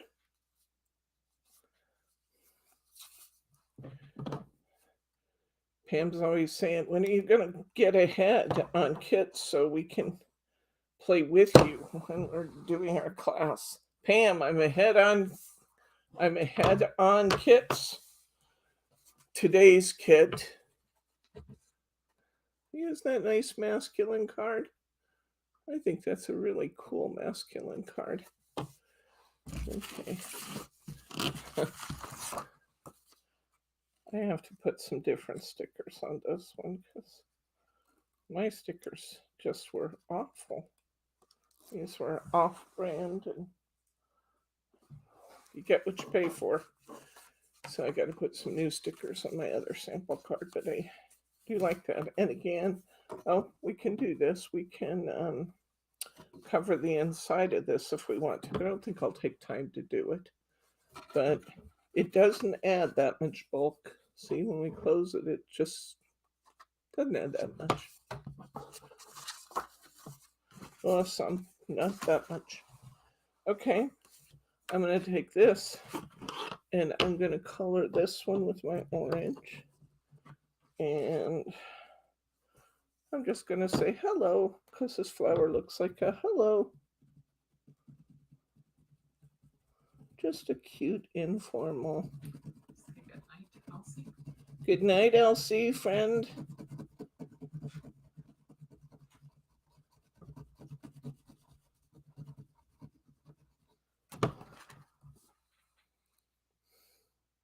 Okay. Hey, we haven't seen Annette either. That's true. Where's Annette? Annette, we're thinking about you. I'm going to still leave that glitter, let that dry, and let that hello dry. All right. So we're done with those. The next one, let's do this bird. Cute bird. We're going to take a European A6 card.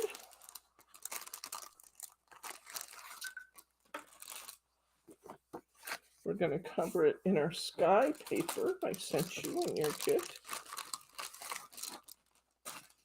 beautiful soft sky behind it. You get extra paper, so you can do a couple things in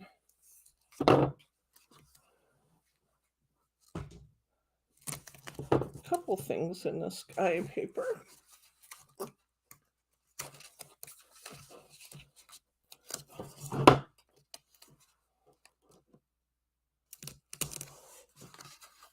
I'm putting down plenty of tape for all the reasons we've talked about before. I'm going to be cutting an aperture right out of the middle out of it as a double layer of paper, so I don't want my paper being all loose under there. So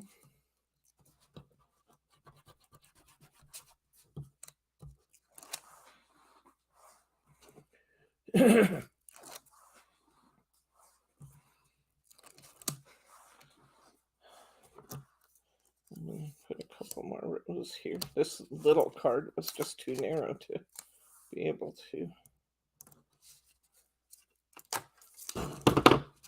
put 5 rows, but I do really want this really taped. See you, friend.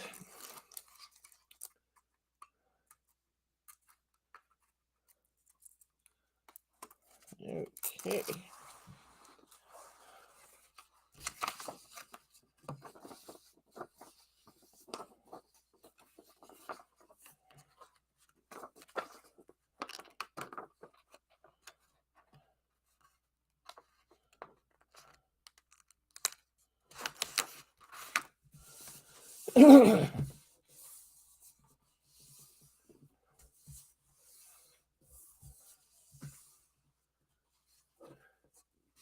Okay.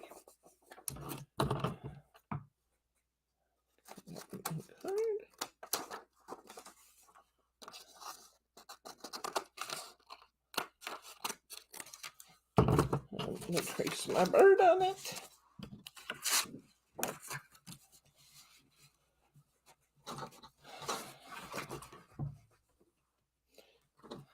I made the border of this paper dark, so it's kind of hard to line up to see where your bird is to cut the aperture. I think I'm going to put it right there, though.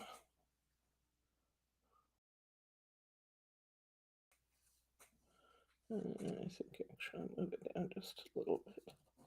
There we go. See if we can get it straight. Take my marker. This time I'm going to use this nice blue one.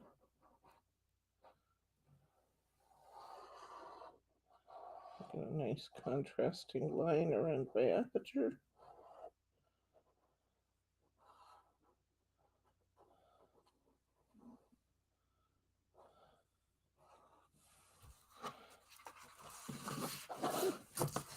Last time I used a brighter blue. This one's kind of a tealy blue. It's pretty. It'll be pretty with her papers.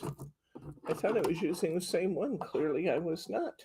I like Zelma's idea of punching a hole, but by the time I get a hole punch, I could have pushed a hole through. So, just doing it. I'm just cutting some of the volume out of the middle first, and I'll come in and do the detail cutting. It just gives me a little room to work.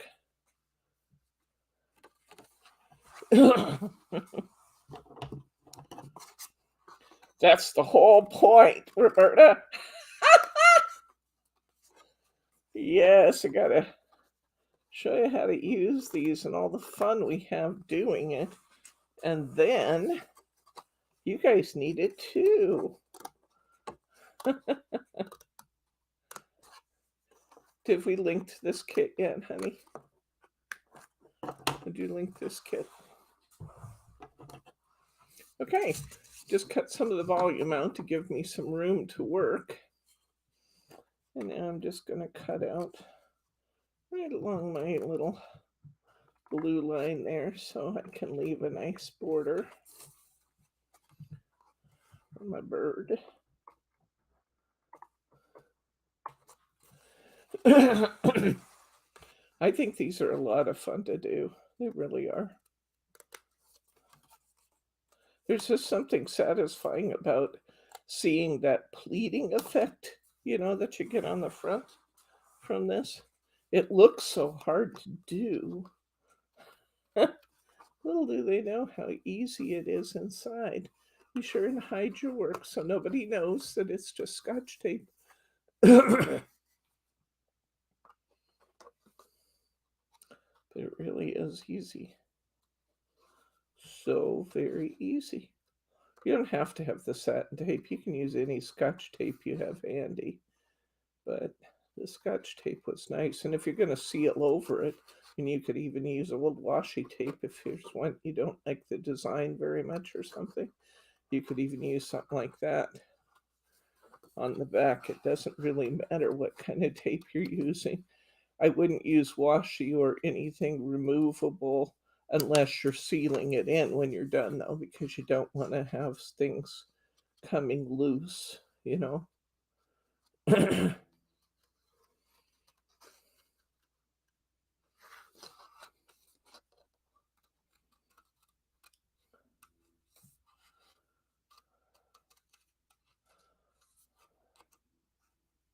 If you had some nice sticky washi tape, that actually would be a interesting way to cover the inside of the card, would be to completely cover it with the fun washi tape pattern.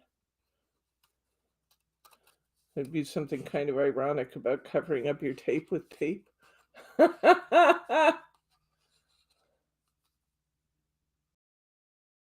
Yeah, you're right, Roberta. You could easily put things into the mason jar. In fact, the mason jar would be a fun template to have available, just even to use it as a traced template, Okay, that was pretty easy one to cut out. That actually looks pretty already. But I think we'll put a bird in it. Let's put a bird in it, guys. Okay, let me make sure I keep track of my cord there. All right, I'm going to move all my orange flower stuff out of the way. And now I'm going to get my patterns from my bird out of my books. This time, look at all this beautiful paper I have left from my flower. There's lots of flower making left here. Lots and lots. And I have all these pieces I cut that I'm just going to stick right back in my book for the next time I want to do this. Oh, great minds working along the same lines.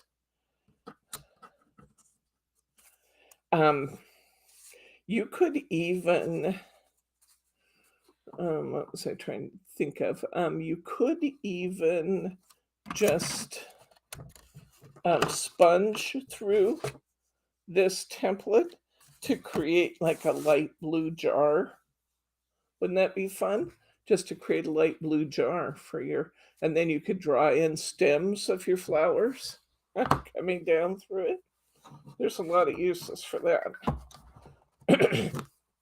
Okay, so this time I'm using that. There's kind of a light wood grain paper in here. There's lots of them I could use for this bird, by the way. I just chose the one that kind of had the wood grain. Didn't have to. I could even use that, which might be kind of fun and interesting. I don't know what it will do with the contrast.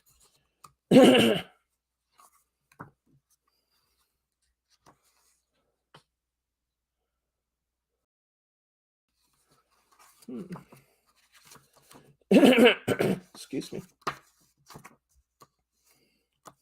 There's my other pattern. I think I might, just to do something different, let's do this. Let's do these two this time instead of the brown for the wings. I do like the brown for the wings. For the one I used before, if you prefer it, that's this one. If you prefer the wings in brown, I used this one, but I'm going to try this one this time. Why not? Oh, shaker cards would be fun. Okay, let's see what it says this time for our bird. It says, to do the pretty bird, We suggest using 2 different colors shown on the pattern as A and B. Cut 11 2.5-inch strips for the wings and cut 1 by 2.5, cut 10 1 by 2.5-inch strips for the body. Okay, 2.5-inch strips this time. They're all going to be 1 inch wide. They're all going to be 2.5 long. I can cut a couple of those at a time, so why not? We'll just 2.5-inch strips. I'm only going to get 2 per line, so I'm just going to cut these papers up.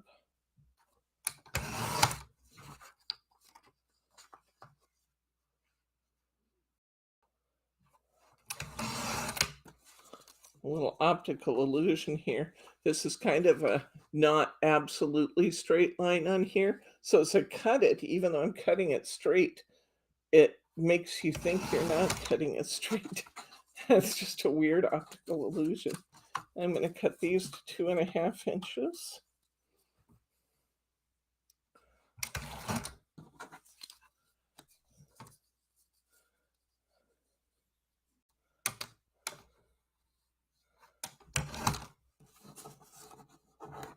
I have a couple little baby pieces here that might just come in handy. I'm going to just toss those off to the side in case I can use a littler piece.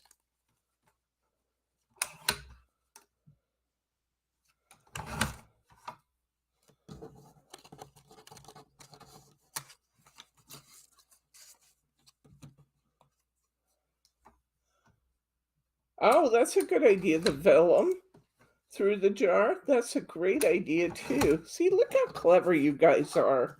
You guys are amazing. Okay, I got a few extra strips here. I'm going to go ahead and cut these 2.5 inches. 2.5 inches.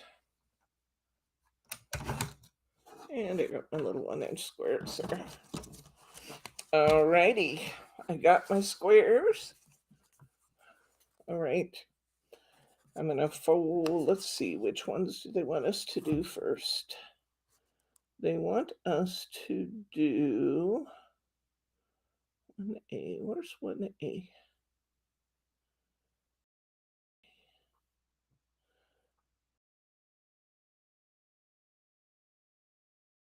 Oh,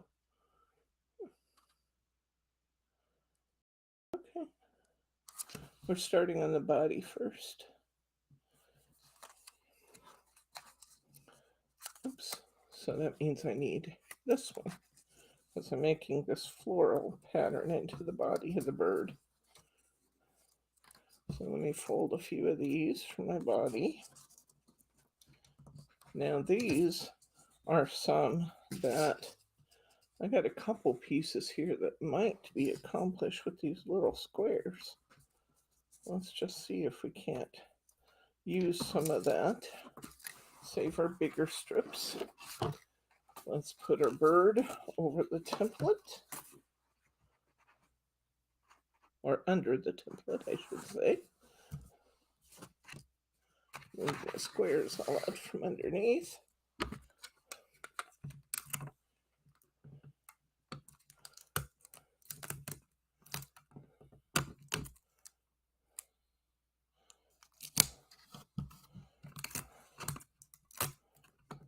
You guys have some great ideas for this mason jar.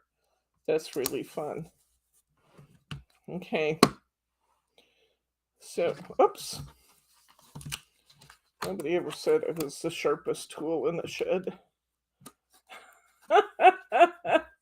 I taped it down the wrong way. Now I got the tape wrapped around my finger. Hey, Bryce, you want to come on?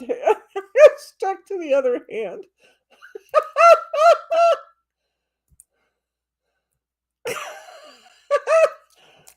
Oh, I finally got. I'm having such problems with tape, guys, as you would not believe. Oh my gosh. Okay. I'm get my act together here. Maybe.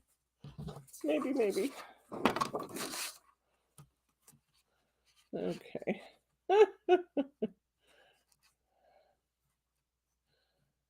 Okay. And my best placement for my bird. That looks pretty good right there.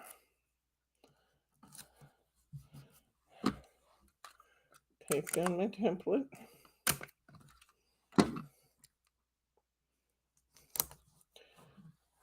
All right. You okay? You're cringing over there. My back. Your back is hurting you today. You should have let Brittany move that stuff yesterday. She offered. I heard her. Didn't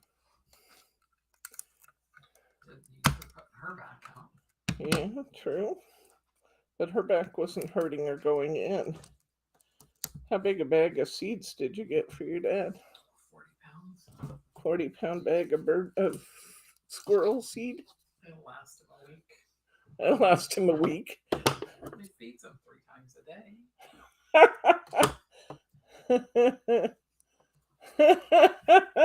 I think you're right, Charma. That tape has taken a liking to me. So I just put a little piece there to start out. Now, I'm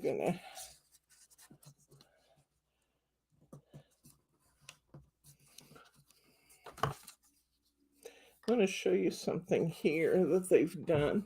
You will have a couple of what they refer to as raw edges on the bird. It means that they're coming up, and there really is no way to have a total, well, there is, it just adds more weight though. You don't have a place to put a total fold. I'll show you here.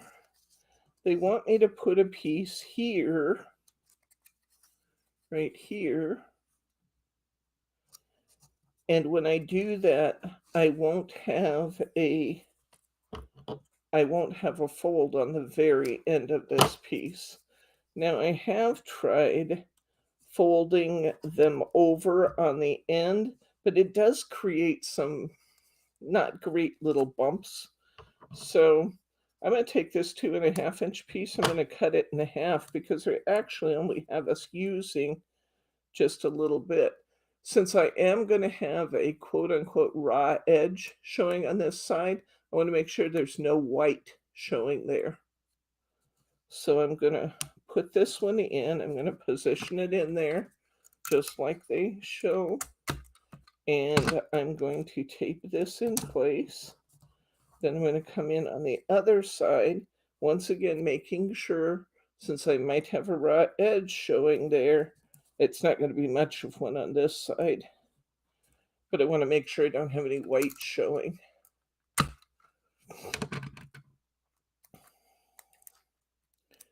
And layer that. I'm wondering I can do this again with a half piece. So I'm going to cut this in half. No sense using extra stuff just to have to tape it down. I'm gonna come here. This one, the raw edge is mostly covered by the prior piece.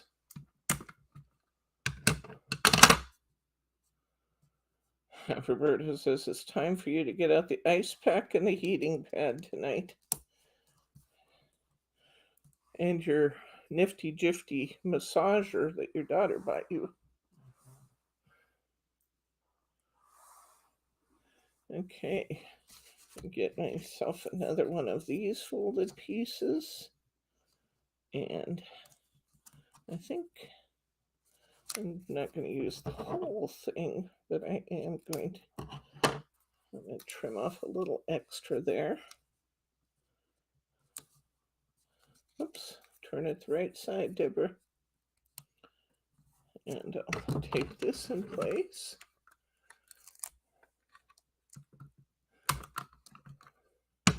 Hi, Diane. Well, I was getting stuck in the tape, you see, and that's actually kind of a funny thing. Oh, sometimes I am rather silly, especially when I'm doing dumb things like getting caught in the tape.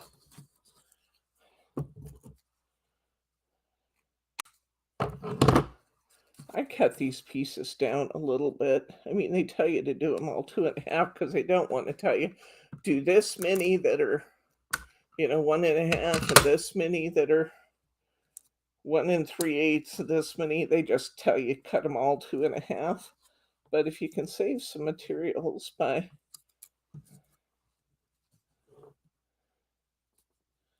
going a little shorter, that can be fun too.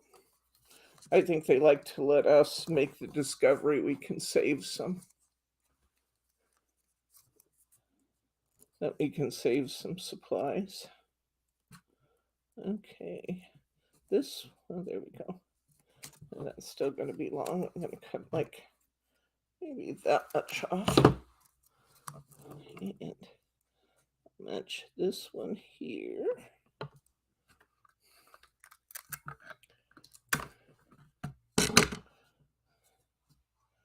Okay. Don't see Betty McSorley today either. I hope she's doing okay. Getting to be springtime. There's more things happening, more stuff's opening up. So I guess it's natural we would not always have all of our friends here. Okay.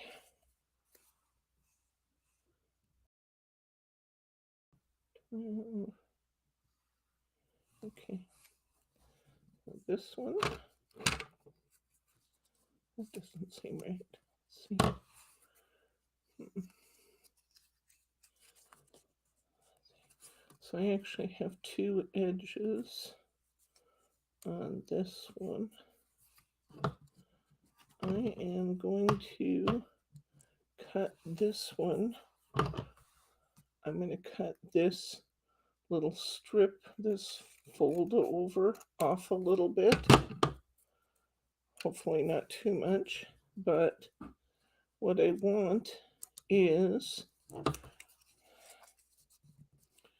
to, in fact, I'm going to refold this and see. We'll see if I have too much conspicuous a fold line. If I do, I'll fix it. There we go. Okay, I want to show you what I did here. I took that and I folded both edges in. See that? The reason I did that is because this piece right here has a fold on this side and it has another one on this side. So if I fold both edges like that, then I can get a pretty fold on both sides.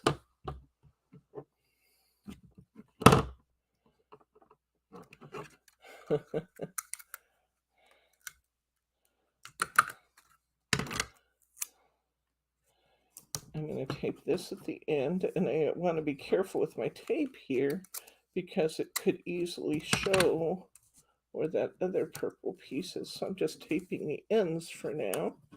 And now I have one nice piece to go down here, and it will cover all of that. I only need one fold line on this one.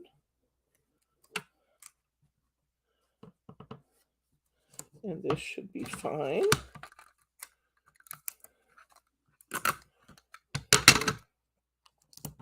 Yeah, remember when we had to go see if we could find a book to learn a new technique or take a class in person? Now you can learn almost anything you want to learn online. It's pretty cool. All right, now I have a few short pieces here. So let's go ahead and use up some of these little pieces that we just set aside. Betty Gossel watches the Game Show Network. We watch Jeopardy every night, Wheel of Fortune, because, you know, there's just some things you got to do. And watching America's Game was one of them. We like game shows too. I always fantasize about being at a game show, but I know exactly what I would do if I got on there. I'd stand there and just completely lose my mind. Not that it wasn't already at serious risk, but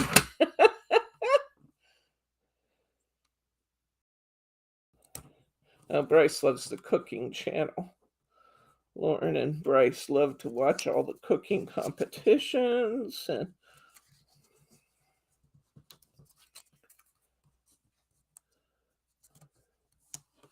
I'm going to trim this one off a little bit because it's awfully long.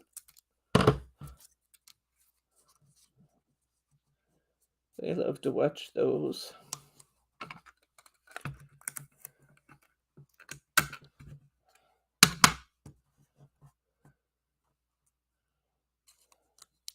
America Says. I don't know that one, Betty. America Says. I didn't get that one very straight. With my satin tape, I can just pull that up and reposition. This one's pretty, got a couple pretty short pieces, so I'm going to try and see if I can't trim this one in half. And you do just as I come my, oh.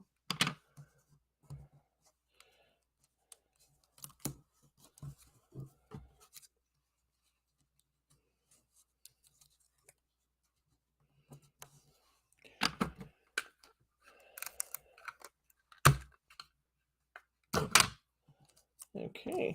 Oh, I just slid that one. Just startled myself when I did it. Okay. I'm going to put a piece across here and just tack all these down nicely. And we'll get up here and start positioning them. Again, I think I have a strip that would easily be accommodated by a half strip. So let's do this here.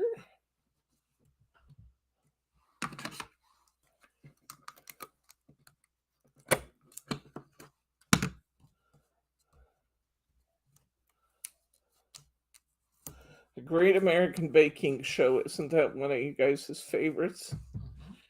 Is it American? Great British Baking Show. Yeah, they watched the British one. They love that thing.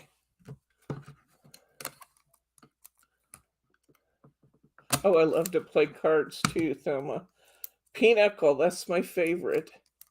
Haven't been able to play any Pinochle since the pandemic started, so I have a game on my phone I play every single night before I go to bed. I play a game, one or more games of Pinochle. I love Pinochle.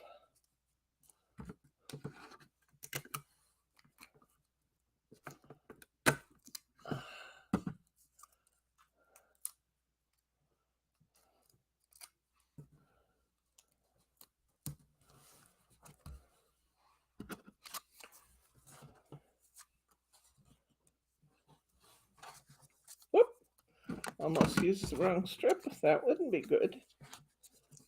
I'm curious to see what this blue will look like since we didn't do this before. I'm really anxious to see how this turns out with this kind of light green, light blue color we're using in the stripes.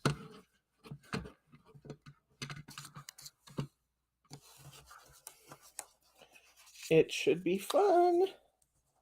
I'm going to have quite a few strips left over because we cut so many down, but that's fine. I'll just stick them back in my book. Oh, Roberta, America Has Talent. Bryce likes that one too.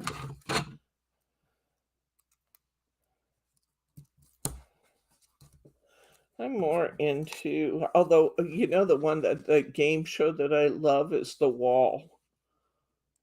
The Wall. That is so tension packed from the beginning to the end, but I really like that show. Other than that, and Wheel of Fortune, Jeopardy to some extent. I could really take or leave most game shows. I tend to prefer, and competition shows too, I tend to prefer watching movies, watching series, you know, or the news. I'm a news junkie. I have the news on all the time. CNN. Okay, here's the big reveal. Let's take this tape off.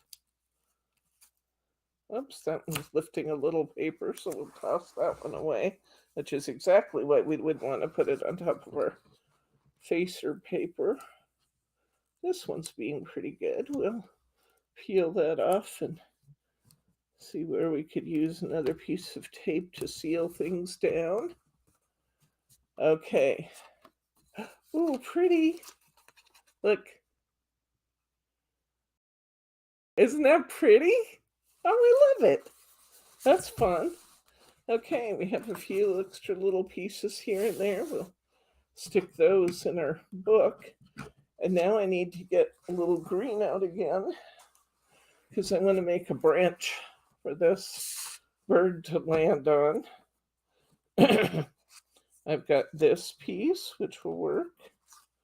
I might have enough relief out of that.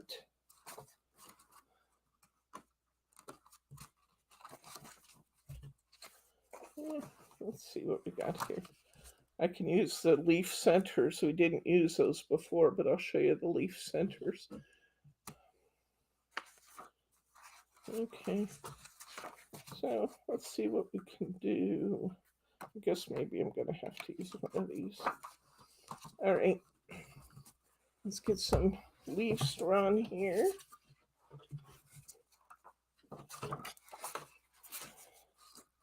Come back over here to our little leaf area. And I can fit that on there, so I'm gonna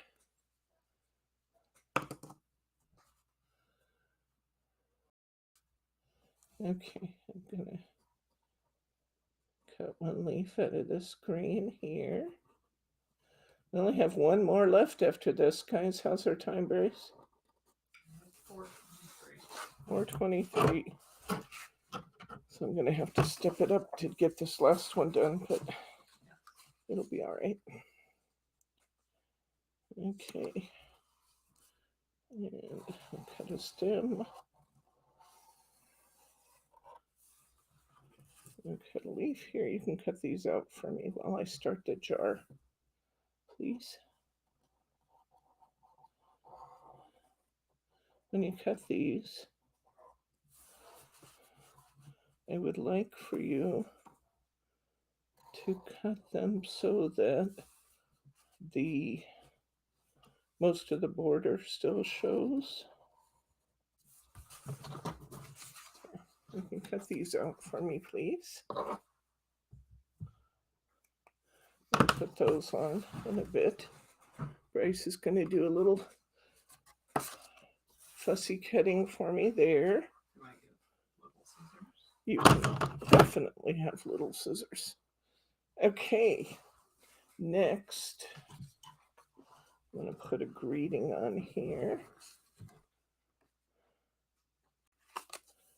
And I'm positioned just a little bit differently. Last time I said just because, I guess I actually went over the wing a little bit. Well, that's probably okay. This time I just put it on here in gold. Now I could do it in green. There's no reason I couldn't. But I'm just going to move this show along and, oops, got to back up a little bit though.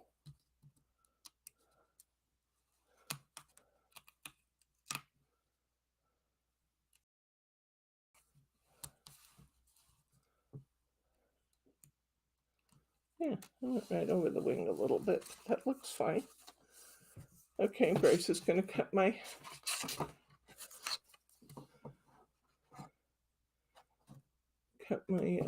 in fact, you could even glue those down if you wanted to. Here, I will hand you the glue bottle, and you can glue those on here, hon, just like they are on the other one. There we go. Okay, let's move on. We got one card left to do. One left. Next, we're going to do our mason jar. Brittany has enclosed in your kit some silver holographic lightweight paper for our mason jar, which is fun. All right, and let's read what it says here. The mason jar, let's see, it says the jar of love. We suggest using 2 different colors as shown in the pattern A and B. Cut 24 1x3-inch strips.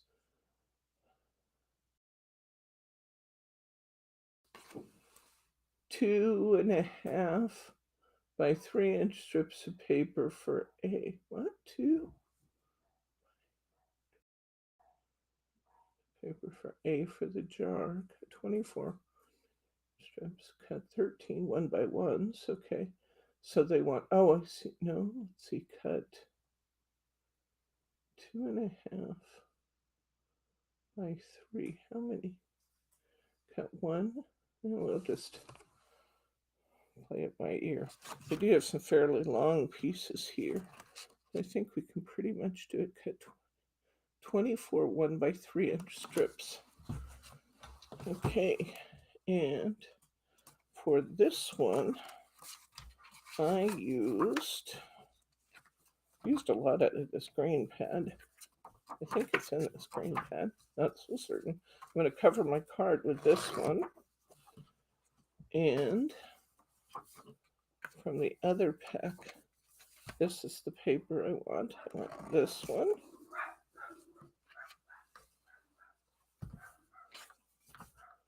Teddy's pretty sure that person out on the walking path that joins our property shouldn't be there.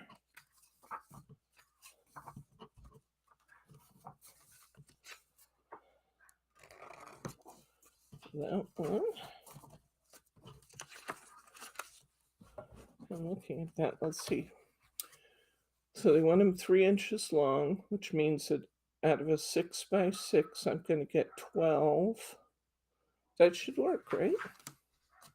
I'm just trying to decide if I'm going to have enough by using that color, or the other color I could use would be this one.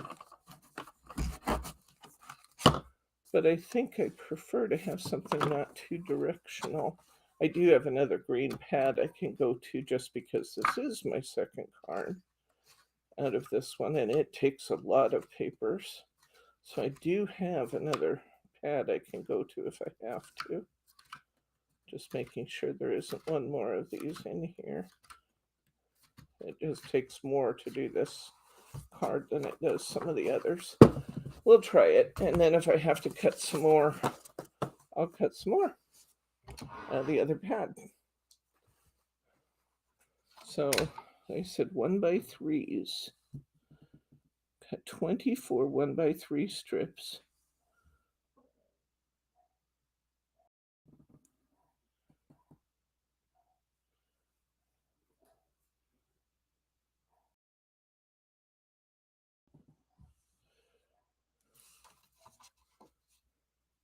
I think it might be 1 strip short. But we'll just start and then see. Because like I said, if I have to, I can get another book. I have one sitting here, just in case.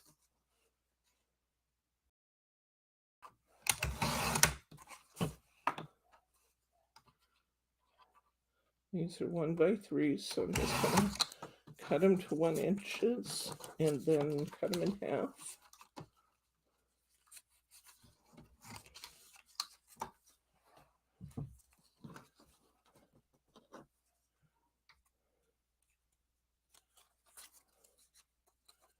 Is Annette here? No. Well, Mary was talking to her, so she must just be leaving a message for her then. There's Annette. Yeah, she popped in. Yeah, what's she talking about? The doctor told me I need.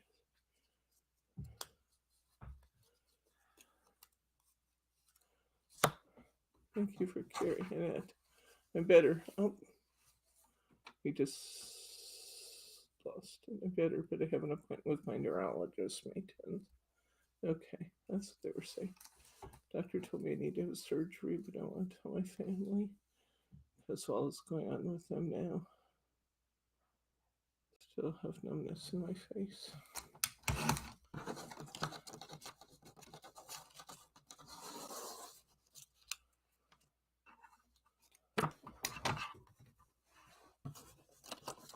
Okay, it's cutting these in half. And on this one, okay, start with these two. Go clear across the card. Okay. To start with here, okay, let's cover our card. You have a 6x6 in your kit. Must be getting close. All that's left in that baggy's envelopes. This will fit our 6x6 exactly, theoretically. Now, if you think I was pushing you with some of the other stuff I did, wait till you see that you're going to cut your aperture through 3 layers of cardstock this time. I have great confidence in you guys.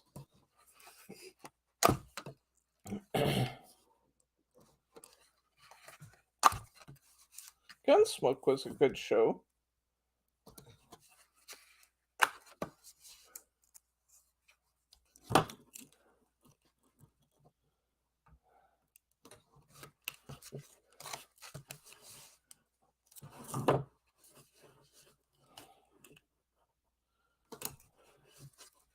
Okay. Here we go. All right. Don't give up on me, guys. We got one more card to do here. Then I'm going to show you what I've been teasing you about the entire time. I love the Festus character too, but James Arness, there's something to be said for the character he played too. He was great. Doctor told me not to wait too long or nerve. I can't see the rest of her comment. Oh, sorry. Yeah, there we go.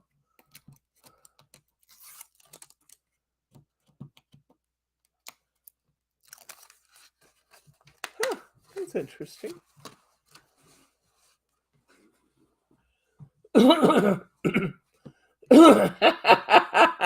Betty Gozzle says she was a little too young to understand what Miss Kitty did as a profession.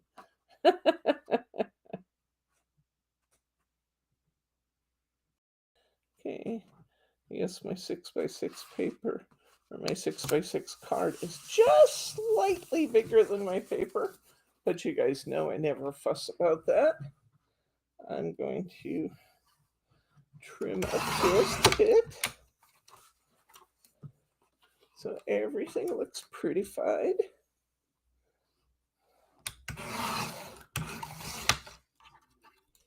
That would have been better if I'd hit the paper. I did it again. I am totally challenged over here today. All right, I got it. What are we having for dinner? Noodles?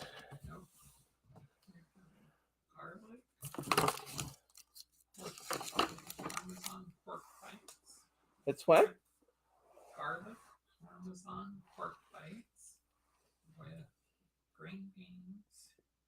and some rice pilaf. Okay, that sounds good. All right, now I want to get another piece of paper here. I want to go back to my orange papers. And there is one here. I don't want to use the bright orange part of this, but I'm going to cut off a piece of this just to use as an accent and to break up the wood grain and to add an additional element. So I'm going to take this piece here that's got a little bit of texture on it. I'm going to cut off that yellow strip. I really only need this to be maybe, I'm going to say 2.5 inches wide, and I'm going to put it right here in the middle.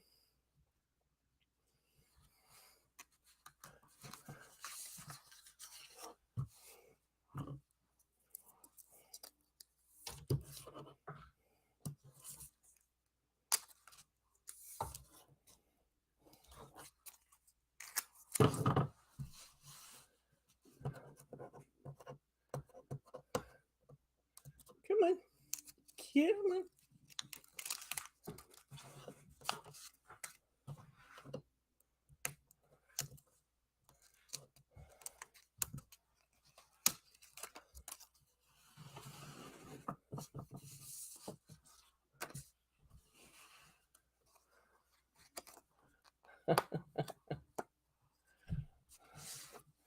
Okay. I'm going to position that right across the page there.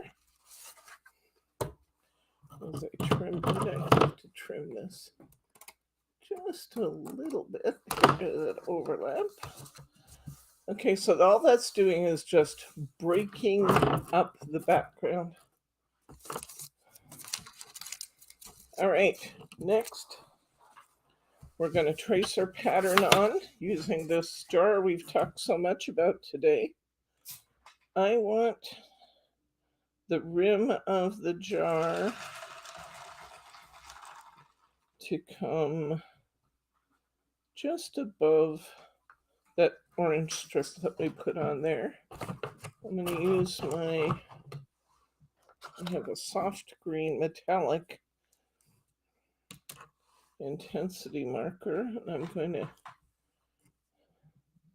outline this one with a soft green metallic.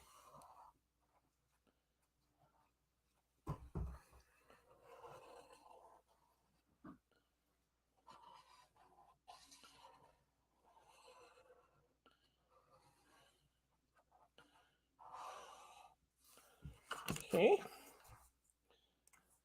I'm going to, did you finish? Where's it? Did you hand it to me? No. Huh? No. Oh. You can't be trusted. We've already seen how you tape your own fingers together. That is true. That is true. Grace finished off our last card for us, adding his pretty branch. And there we go. Isn't that pretty? Now here's the original. So I think both of those are pretty. I actually think the green wings are prettier than the brown, but we could use whatever we want. Pretty. So that's finished. All right. Is he coming in here? He won't come in. Oh, okay. He wants to come in on his own accord, but he won't come in, so I can pick him up. I need the sharp scissors back to get through all this. Thank you, honey, for cutting that out and finishing that one for us. Okay, I'm gonna poke a hole in my card. Now, this is the one I said I'm really having great faith in you because we're fussy cutting through 3 layers here.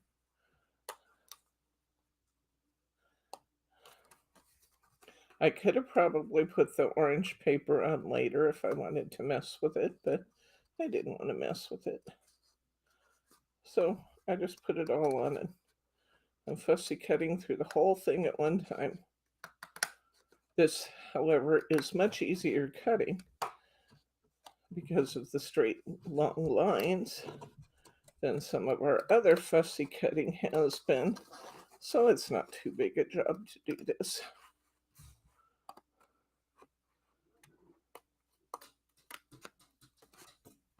Now the dog's standing at the door, standing up looking at you. Hey, remember when you wanted me and I didn't want you? Well, I'm here now.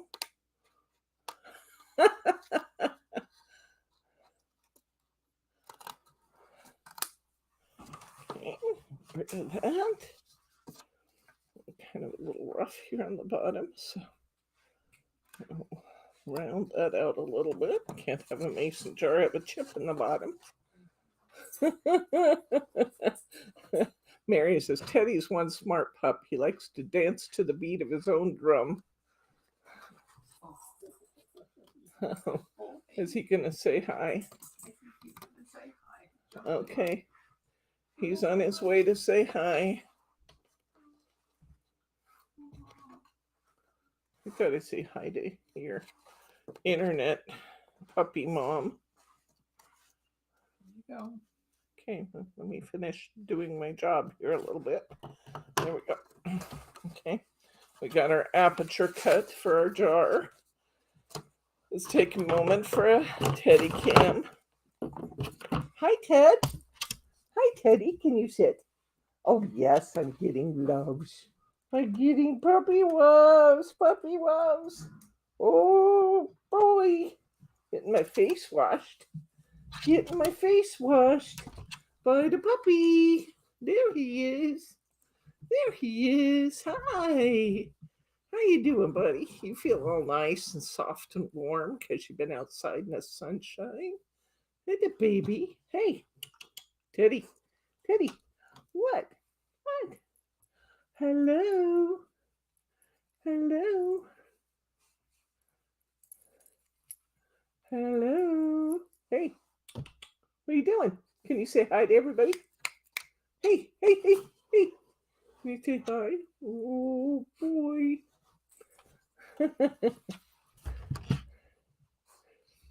Oh, he says, well, now I'm just going to lay down here in the middle of your crafting area and see what I can see that's interesting to me. I'm going to sniff everything over and see if there's anything I want to eat on your table. He's just having a relaxing time here. He said, just love me and just love me. Just love the baby. The baby's going to have a haircut soon. He's at that scruffy, beautiful, fun stage, but he moves from that scruffy stage to totally overgrown and not seeing well, like overnight. Okay. All right, come get him, Daddy. Come get him so Mom can finish her card and show these guys what I've been teasing them about the whole time. Snap your fingers so look right at the camera. You got something on your face, or is that just Wild hair. just wild hair? Grandpa's best buddy is true. Oh dear. He just jumped over my shoulder to brace. Okay. All right. Mason jar time. We got to cut our squares. And let's see what our pattern said about the silver. Cut 13 1x1 strips for the lid.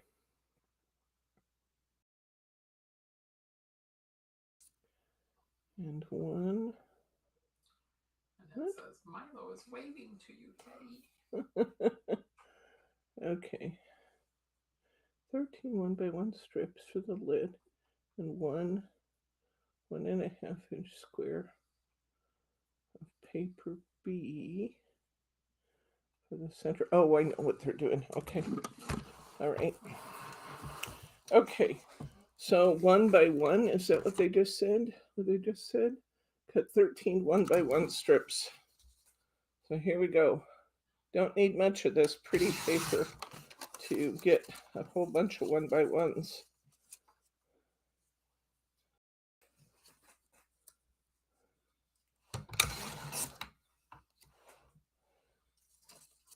This is really super lightweight paper here. But it folds really well for this project. What weight of paper do you recommend for this project? You can really, anything but cardstock. Don't go to cardstock weight. That's just more work than you want to do. Although I think this studio light paper might technically be considered card. It folds well. So I would say 60 to 160 pound paper generally. No, GSM paper, not pound. Don't use 160 pound paper. That sounds like cardstock. 100 pound is our 300 GSM. Can you imagine 160 pound? So more like copy weight paper. Text weight up to, really light cardstock. It's pretty forgiving, really. Okay, I've got a whole bunch of these little silver squares now.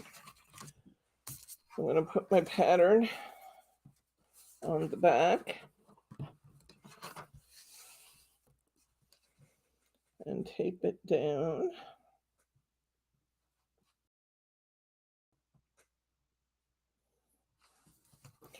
There you go.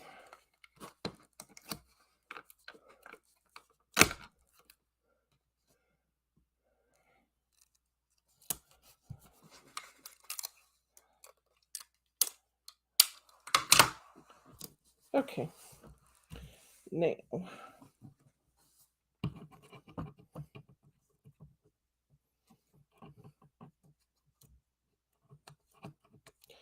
they have us starting by going across the jar. Remember how we started the last one, where you went across the jar, or excuse me, where we folded our paper in on two sides? That's what we're going to do again. They have one of these sides being particularly narrow. I think mine is already folded. I'm going to fold mine a little narrower. I'm going to cut this off a little bit. I'm going to fold this a little narrower. There we go.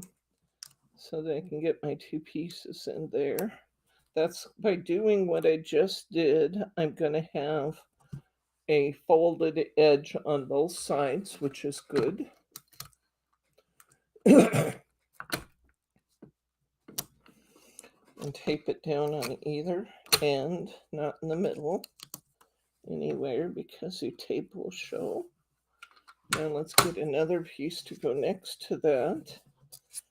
And this one's going to have to be fairly narrow too.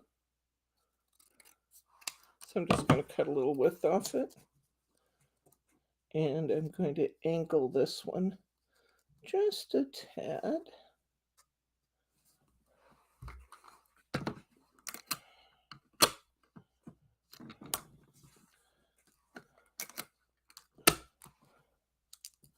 Okay, now I'm going to go to my silver pieces once I've done that.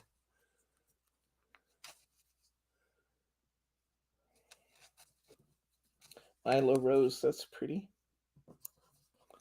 Okay, and now I'm going to start here at the top, and I'm going to tape this first piece on. I'm not going to worry about taping to that little tiny piece there yet. I'm just going to tape one end of this, and when I'm done putting the other pieces on, then I'll run a piece of tape across the other end of that. Otherwise, I'm going to maybe have my tape show, and that's not what I want. So I'm just angling these a bit back and forth across my pattern.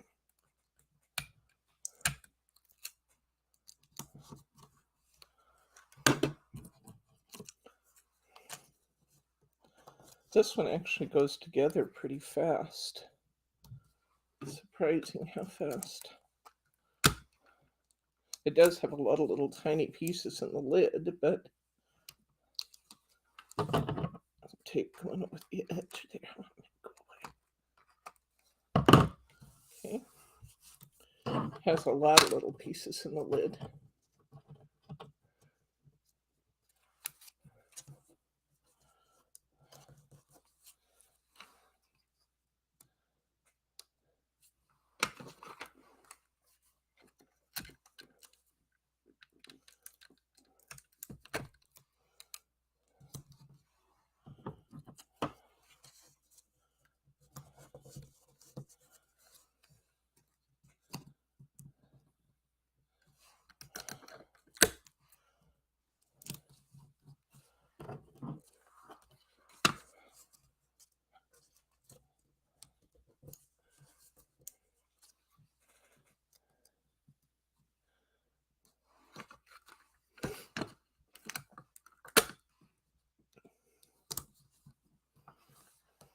To go along there and make sure I don't have any tape hanging over the edge because it's pretty close to the top.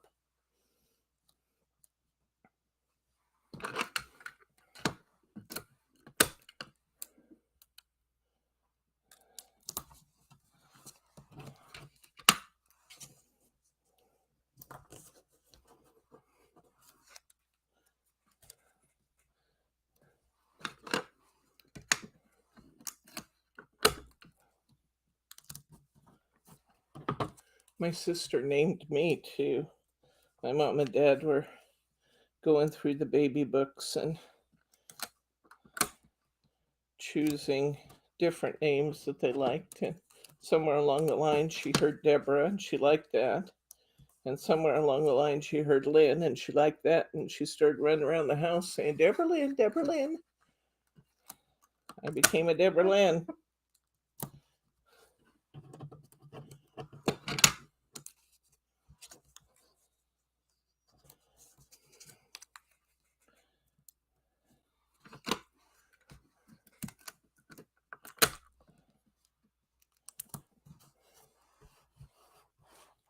Okay, a few little pieces of her silver left there. Now I can go across and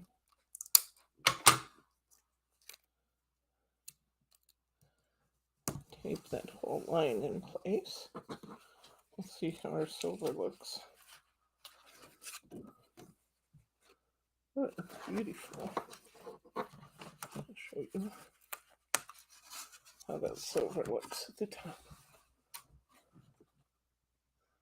Isn't that fun? Okay. All right, let's put this back down. Oh, I wanted to check for tape lines at the top there.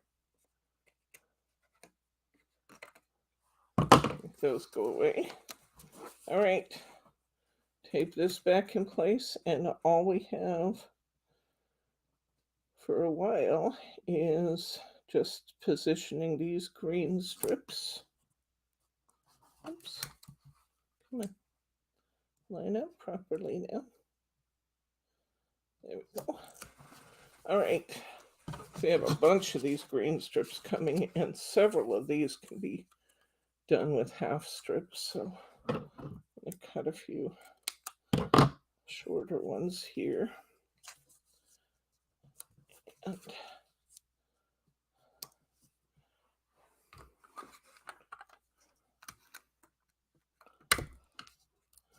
starting at this corner, I'm going to start working my way across the jar. Oops. 20.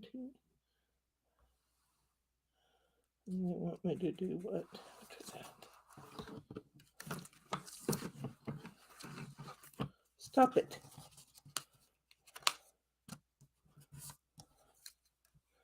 Okay, 20.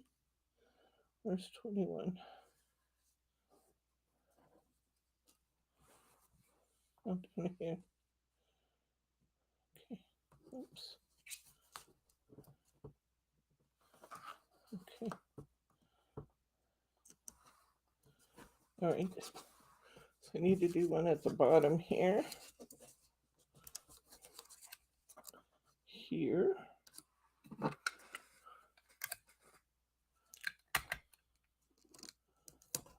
stop that.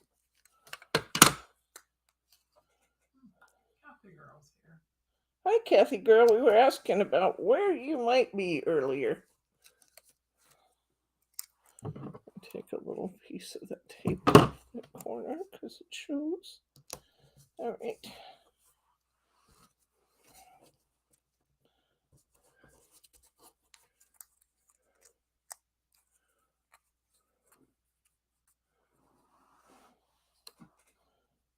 Okay, I'm gonna tape this one here. This is number 18.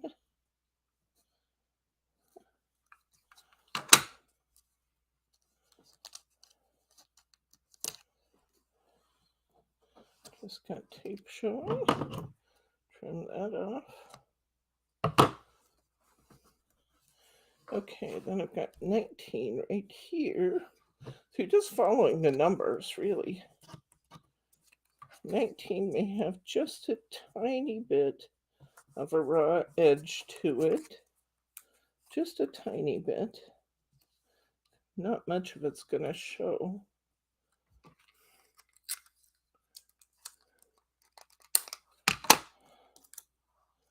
Okay. Kathy says, Debbie, just clean up the trailer before she goes back to storage.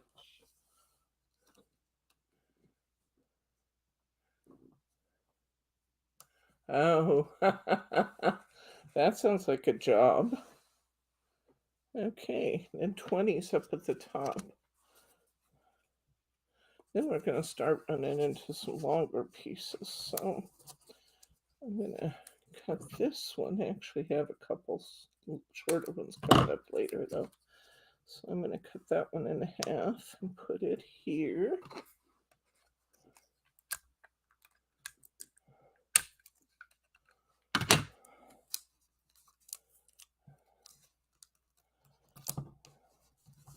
Okay. Now, you tuned in just in time, Kathy girl. I'm going to finish up this card, and then we're going to be talking about what's coming up. And I haven't given any indication what's coming up, although a few of you have found some things already. I've seen them in the orders. But we're making a jar, Lauren. Doesn't that sound exciting? She's looking at me like I'm crazy. The jar is really cool, though. We were talking about all the ways you could use this template of the mason jar. There's so many things. Okay. So we're kind of working our way around the jar a little bit at a time. 3 and 23 is going to be right here. It's going to have a tiny bit of a raw edge. Oh, here's a shorter one.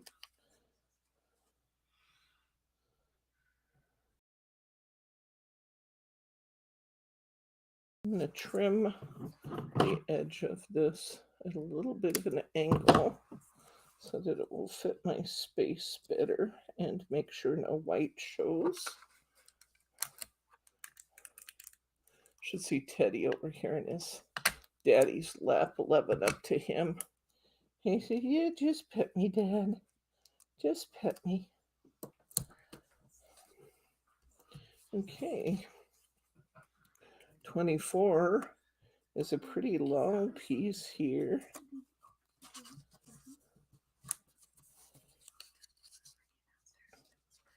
Working all the way across the jar top now.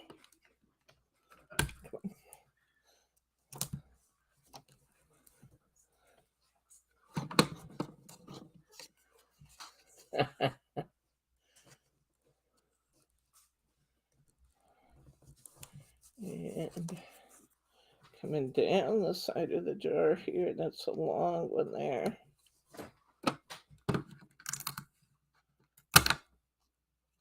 all the longer pieces in this project. And we're coming to the bottom.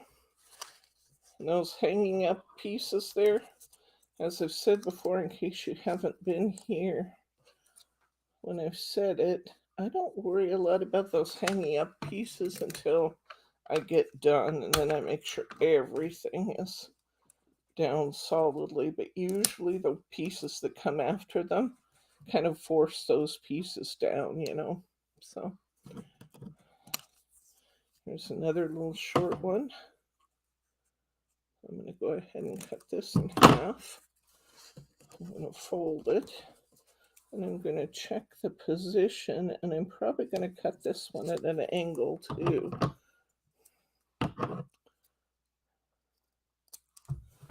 Because, oops, I just cut it at the wrong angle though. Let's try the other way. Oh, stomach growled. Okay, there we go. Now it's going to fit nicely there.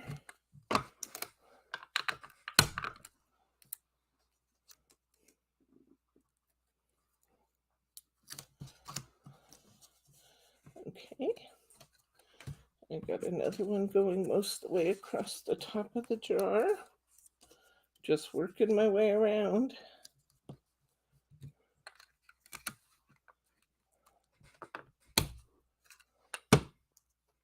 Huh. Did it again, but at least it didn't stick. Didn't stuck, you know. Don't listen to what I say, listen to what I mean. That says Milo is talking to you, Debbie. Hi, Milo. Hi, Milo.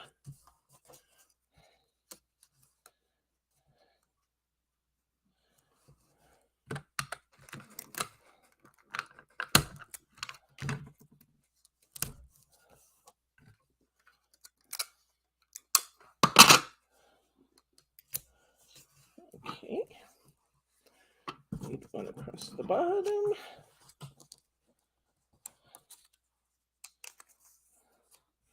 Still anxious to see whether we're going to have to chop into another paper pack or whether I'm going to have just enough to finish this. It'll be interesting to know. I don't mind if I have to chop into another paper pack because I really like this paper. So I wouldn't mind having some to spare. But okay. And I got, let's see.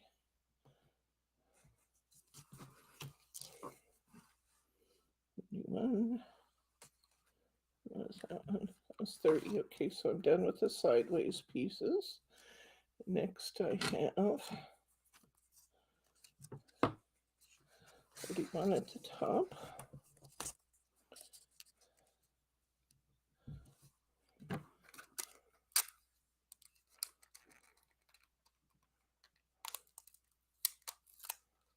Come on. Wow. My cutter on my satin tape is getting gummy. You know how they do over time, and dull. Resort to scissors. I don't want to have to resort to scissors. That will slow me down. But I might have to. Like the dull cutter slowing you down. Okay. Now I'm going to put in this piece 31. They don't tell me to do this, but I'm going to do it. I'm going to overlap just the tiniest little bit on these ends that are the raw ends, and I'm going to put a tiny bit of glue there so that those raw ends that aren't really secured by anything will be secured. They don't tell me to do that, but I'm going to do it because I just want to know that that isn't going to stick up or anything over time. It gets bumped or, you know what I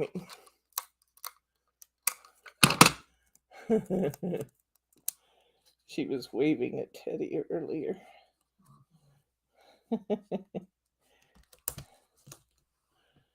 Okay. Kathy said this project looks interesting. Oh, it's great fun, Kathy. Do a little synopsis for her.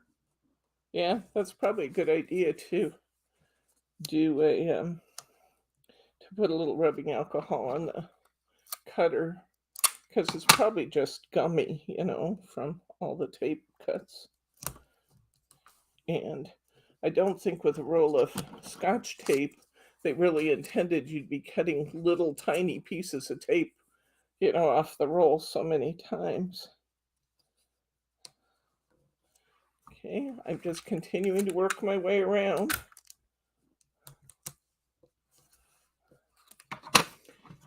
If you ever get confused about which way they want you to do it, all of these little pieces that they show you the positions for all have numbers on them, so you can see where they envision you going.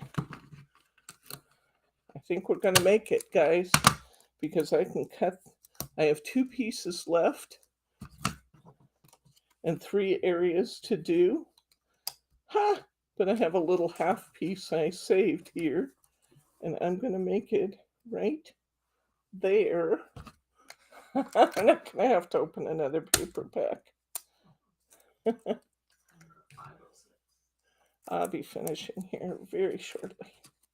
I mean, we are on the home stretch of our project here. All right.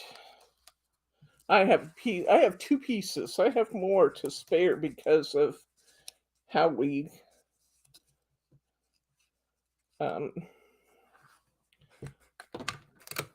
cut some of our pieces down. So the answer is yes, you can get 2 of these mason jars from 1 pack of paper if you are thrifty with your paper and cut the pieces shorter where you can. Because I still have 2 full pieces left. And I wasn't supposed to have enough to get done. So there. Huh. There must be a piece of acetate here somewhere. The next thing I'm going to do is not in the directions. It's just something Margie and I thought would be fun when I was making this first one. I'm putting a few extra pieces just to hold everything in place. But they still have some edges standing up. I can push them down nice and firmly. I can remove my tape and reuse these pieces to stick stuff down anywhere it acts like it might want it. When we were talking about the bulk earlier, taping over these areas really does help with the bulk of the card too, because you're pushing everything down flat. Okay. Uh-oh. I have tape showing here. I gotta get that out of there because that's gonna bug me.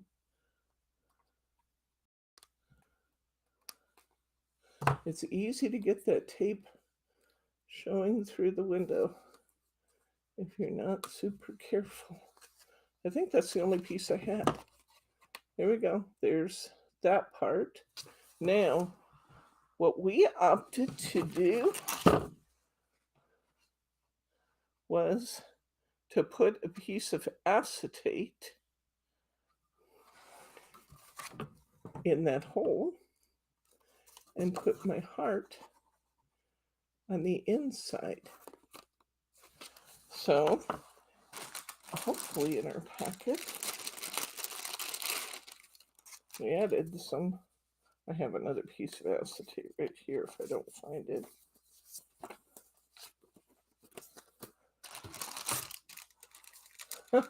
Acetate can be so easy to lose because it's clear, you know? But I do have a piece here somewhere I had out last night. Really, I do.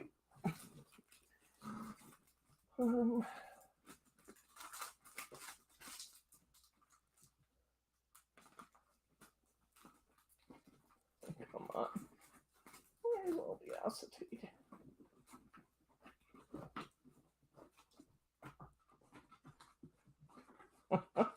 making me jaded. I'm going to whack myself off just a little, maybe 1.5 by 1.5 inch square of acetate.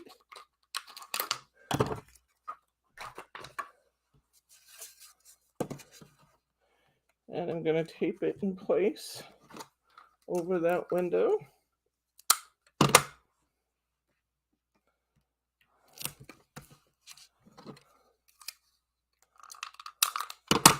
I'm going to tape it on all 4 sides. Oops. On all 4 sides so that it doesn't look loose anywhere. I'm going to cut myself a little piece of something dark green. Last time I used the little lines paper. Let's see what I have to use this time. I want something fairly dark green. I don't know if I have any lines. Oh, there is one. I'm going to cut myself a piece of this, just big enough to hold that heart. Maybe we'll make it 2 by 2. I'll make it, oops. I got acetate where I don't want it. Okay. Running into the acetate on my trimmer. And I didn't see it. Okay. I've got a little square there. I want a little piece of that peach paper to cut my heart from to make it kind of coordinate with that outer border. Just a little piece of something.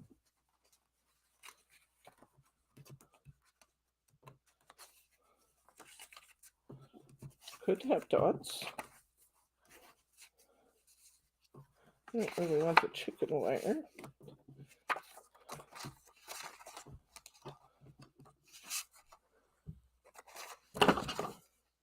I did use dots last time. I think I'll use dots again. Oh. Would you fit on this little piece?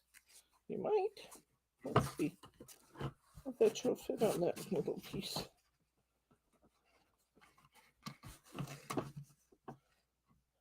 Yes, of course it does.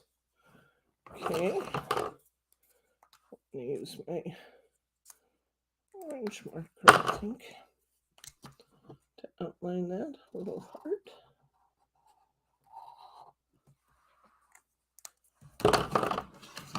I'm going to cut that out and put it on my green.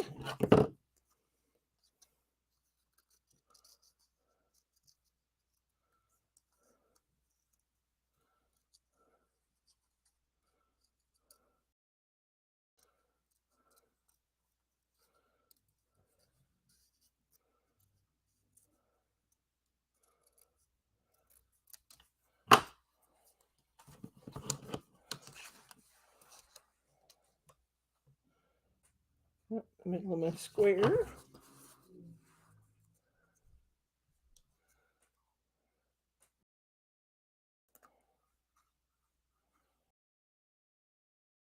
I was like, somebody's scrapbooking again, Annette. And can you shutterfly order? Okay. What did I do with my card? There it is. I'm going to put this in the middle of my window. Apply some glue to the back. Gonna get it where I want it in the window first.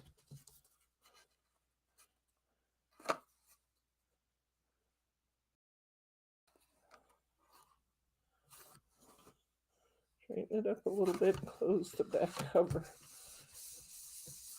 to get it centered where I want it. And there we go. Oh, we've got one more thing to do though. We have a little tiny piece of cord. Had it out on the table earlier, so I would not lose it. Silly me.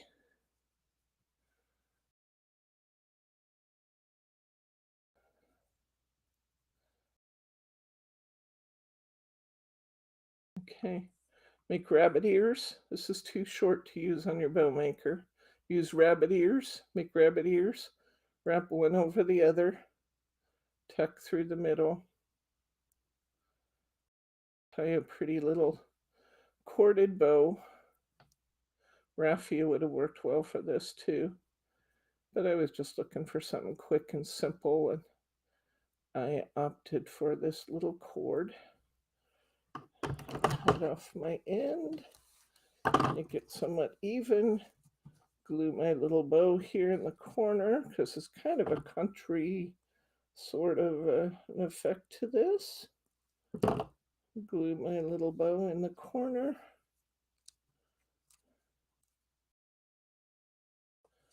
I didn't feel like this one needed a greeting. The pattern takes up so much of the page. Looky there, isn't that cute? So cute. Okay, we'll take a look at our finished projects in a minute. Right now, I want to get to previews of coming attractions before you guys start signing off, because I have so many cool things to talk to you about. Okay. Zap, zap, yeah, because I didn't cap my glue bottle. All right. Are you ready? Coming up Thursday, we're doing this beautiful, absolutely gorgeous Heartfelt Creations kit. These are spectacular. I had it out looking at it. Oh my gosh. It's pretty, pretty. Remember that this, you might think $19.99, that's a lot for what you're getting. But what you need to remember with this one is that all of these pieces have been die cut and inked in advance. Oh my gosh, the work that's gone into this kit. You won't believe. I didn't do it. Heartfelt Creations did it. These are supposed to sell for $29.95. The cards would absolutely be $10 cards. But you're getting it for $19.99 because I got a good deal. You get a good deal. Get your kits. There's a very limited supply of these. These are selling well. Don't miss this one. You will regret it if you miss this one. This is a good one. This is coming up Thursday. Saturday, next Saturday, we are doing the Graphic 45 series. This is a brand new collection out. This, I'm showing you exactly what comes from Graphic 45 in the kit. Plus, we added some 5x7 cards. The kit's supposed to make 3 cards, and then have lots and lots of extra supplies. We added 3 300 GSM 5x7 cards and envelopes to the kit because we want to make 6 cards. You get the envelopes, the bag. This is actually a resealable handle bag. It's really pretty cool. You can take projects with you in that when we're done. All right, you get a full pack of Cottage Life Collection ephemera. Come in close, please. This is a brand new collection. Brand new collection, just recently released. You get a full pack of ephemera. You get a full pack of 9 inner step cards from Fossil. They're in cream color, and there are 9 of them in the pack. We're going to use 3 in our class next week. You are getting a full sheet of chipboard in the Cottage Life, of course. You are getting, I can't believe this, an 8x8 paper pad. An 8x8 paper pad. Here, link this. Did you link? Oh, you already did. Look at you. And you linked the first one. You are so good. Did you link the hydrangea class specifically? Yes. Okay. So you're getting the full 8x8 paper pad. And you're getting an instruction sheet for 3 cards, plus some inspiration cards from them that you can look at the pictures over and above what we do and make some more, because you are going to have so many papers and so many supplies from this class. Right now, if you went out there, I'm not advocating you buy there, but if you went out to the Graphic 45 website right now, this class is listed for $35 for the kit. And because I got a special deal, you're getting a special deal. I might even get in trouble from them, I don't know, for offering it for what I did. But $23.50. $23.50 with all these full packs of supplies and a brand new release. The actual retail of this is $26.20 because of the extra cards and envelopes I put in. That is a steal for a brand new release, guys. A steal. And you're getting it because I think you're pretty special. So grab these. I don't have a ton of them. Get them while you can. I could possibly get more of these, but they would have to sell for $35 because they took the price back up after I bought mine. I'm not sure it was ever supposed to be priced for what I bought it for. Wow. Okay, Mary says there's only 6 in stock of the Heartfelt Creations and 4 Graphic 45s left. Grab it. Grab it. Don't miss this one. This is going to be a blast. We're going to have such fun. It will be our first ever Graphics 45 class. Here come what you're asking about.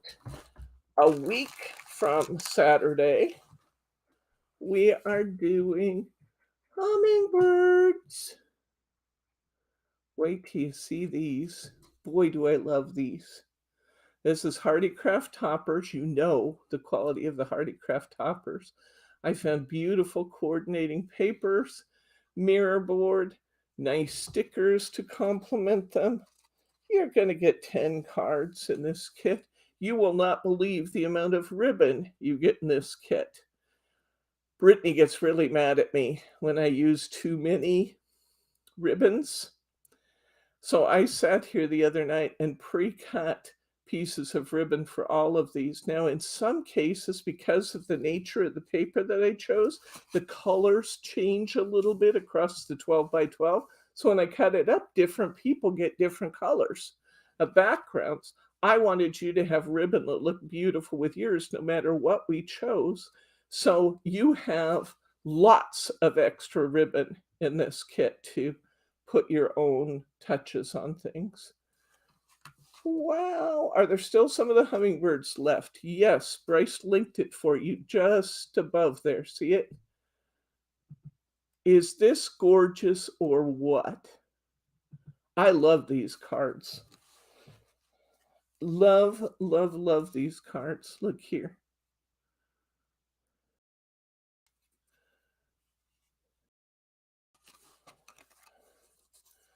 You can tell the card designs are simple. The 3D toppers are so spectacular.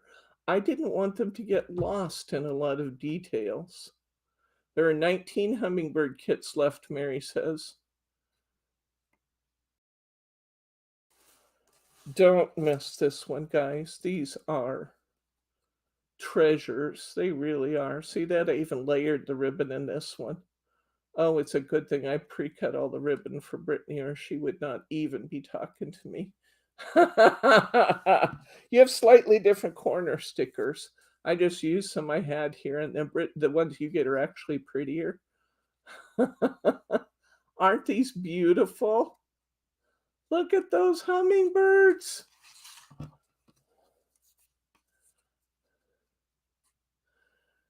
This is what I've been up to for you. Finding perfect background papers for you. You get the background. You get 10 300 GSM cards and envelopes. You get Miri for all of these, for all the cards that use Miri in our samples. You get tons of pre-cut ribbon pieces. You get stickers. You get the Hardycraft. and you get all of these really beautiful, beautiful, beautiful background papers. I went through my stash and was just really careful about choosing background papers that I thought would just doesn't know it yet. I love you, Mary R. Is this just beautiful? I love these. I love these guys, and you know I like all the things we do, but every once in a while something just makes me say, "Oh my gosh." This is one of the oh my goshes. Look at that. Look at the detail on those wings. I didn't add that with stickles. That's just the way Hardycraft makes them. Oh my gosh. Whoops.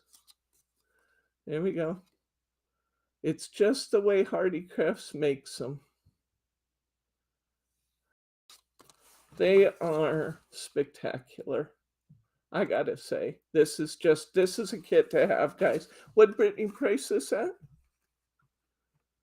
Now there are 10 cards in this kit. We won't have any trouble finishing 10 cards. In how much? $21.99. That makes these cards $2.19 a piece.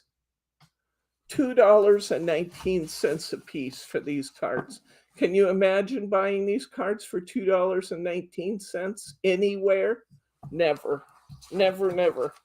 And you'll have everything. The only thing you're bringing to the show is you are bringing adhesive to, like your tape to put them together. That's it, guys. That's all you're bringing to the show this time. This is, if you've got somebody you want to introduce to card making, here it is. This is a steal for $21.99. Okay, I got something else to show you that I was working on last night. I don't even have a date for this yet, but I've been promising you this forever, and I've been working on it.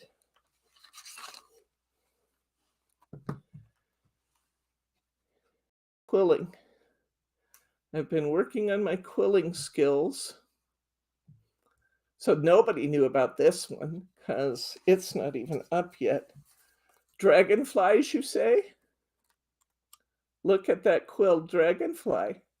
Oops, I'm showing it to you wrong.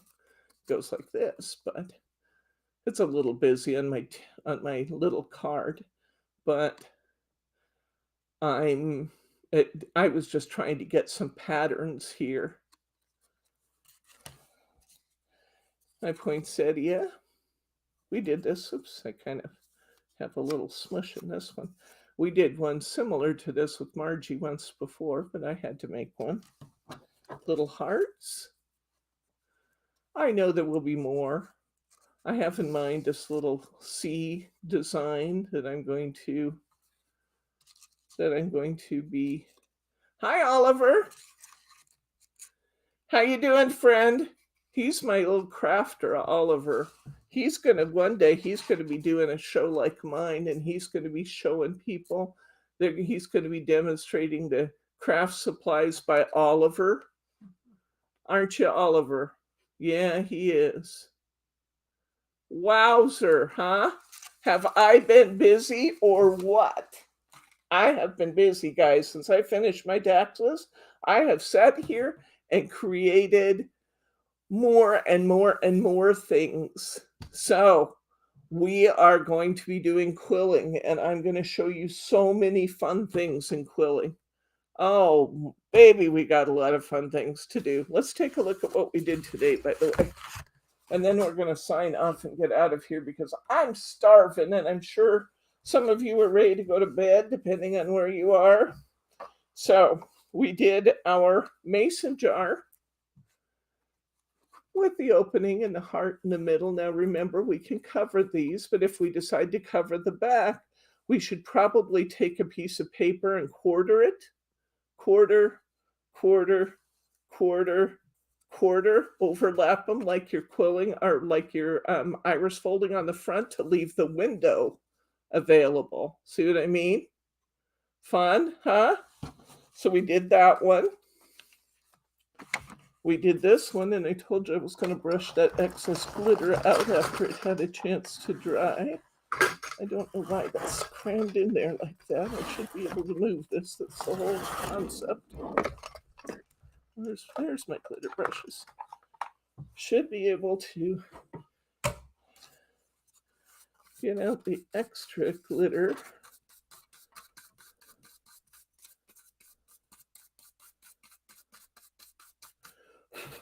Clean up our little dots a little bit in there. This is pretty chunky glitter, so it's not going to be a real uniform dot no matter what we do, because it's very chunky glitter. I chose it because of the way it reflects the colors. Isn't that pretty? And then you got that pearl paper in there, which is just an extra little surprise. Fun, fun, fun. So we did our flower. And then we did the bird. And I've got the bird in 2 different color palettes. You choose the one you like, because you got the paper in your kit to do it either way. I'm kind of fond of the second one. I'm liking what we did with that stripe paper, but that's what we did today.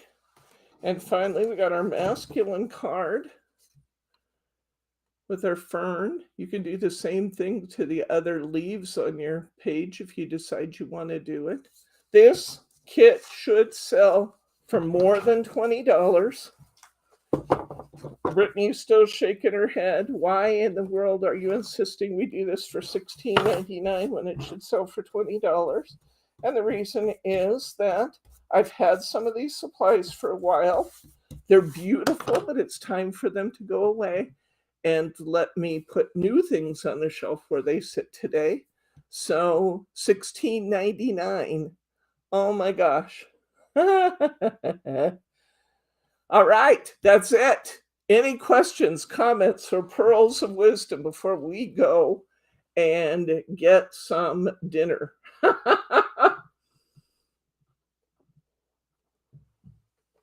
So glad everybody's here tonight. I've had fun. I hope you guys had fun. If you're out there watching and you're not subscribed, don't miss any of the fun. You saw what we have coming up, and there is good stuff on the horizon. So there you go.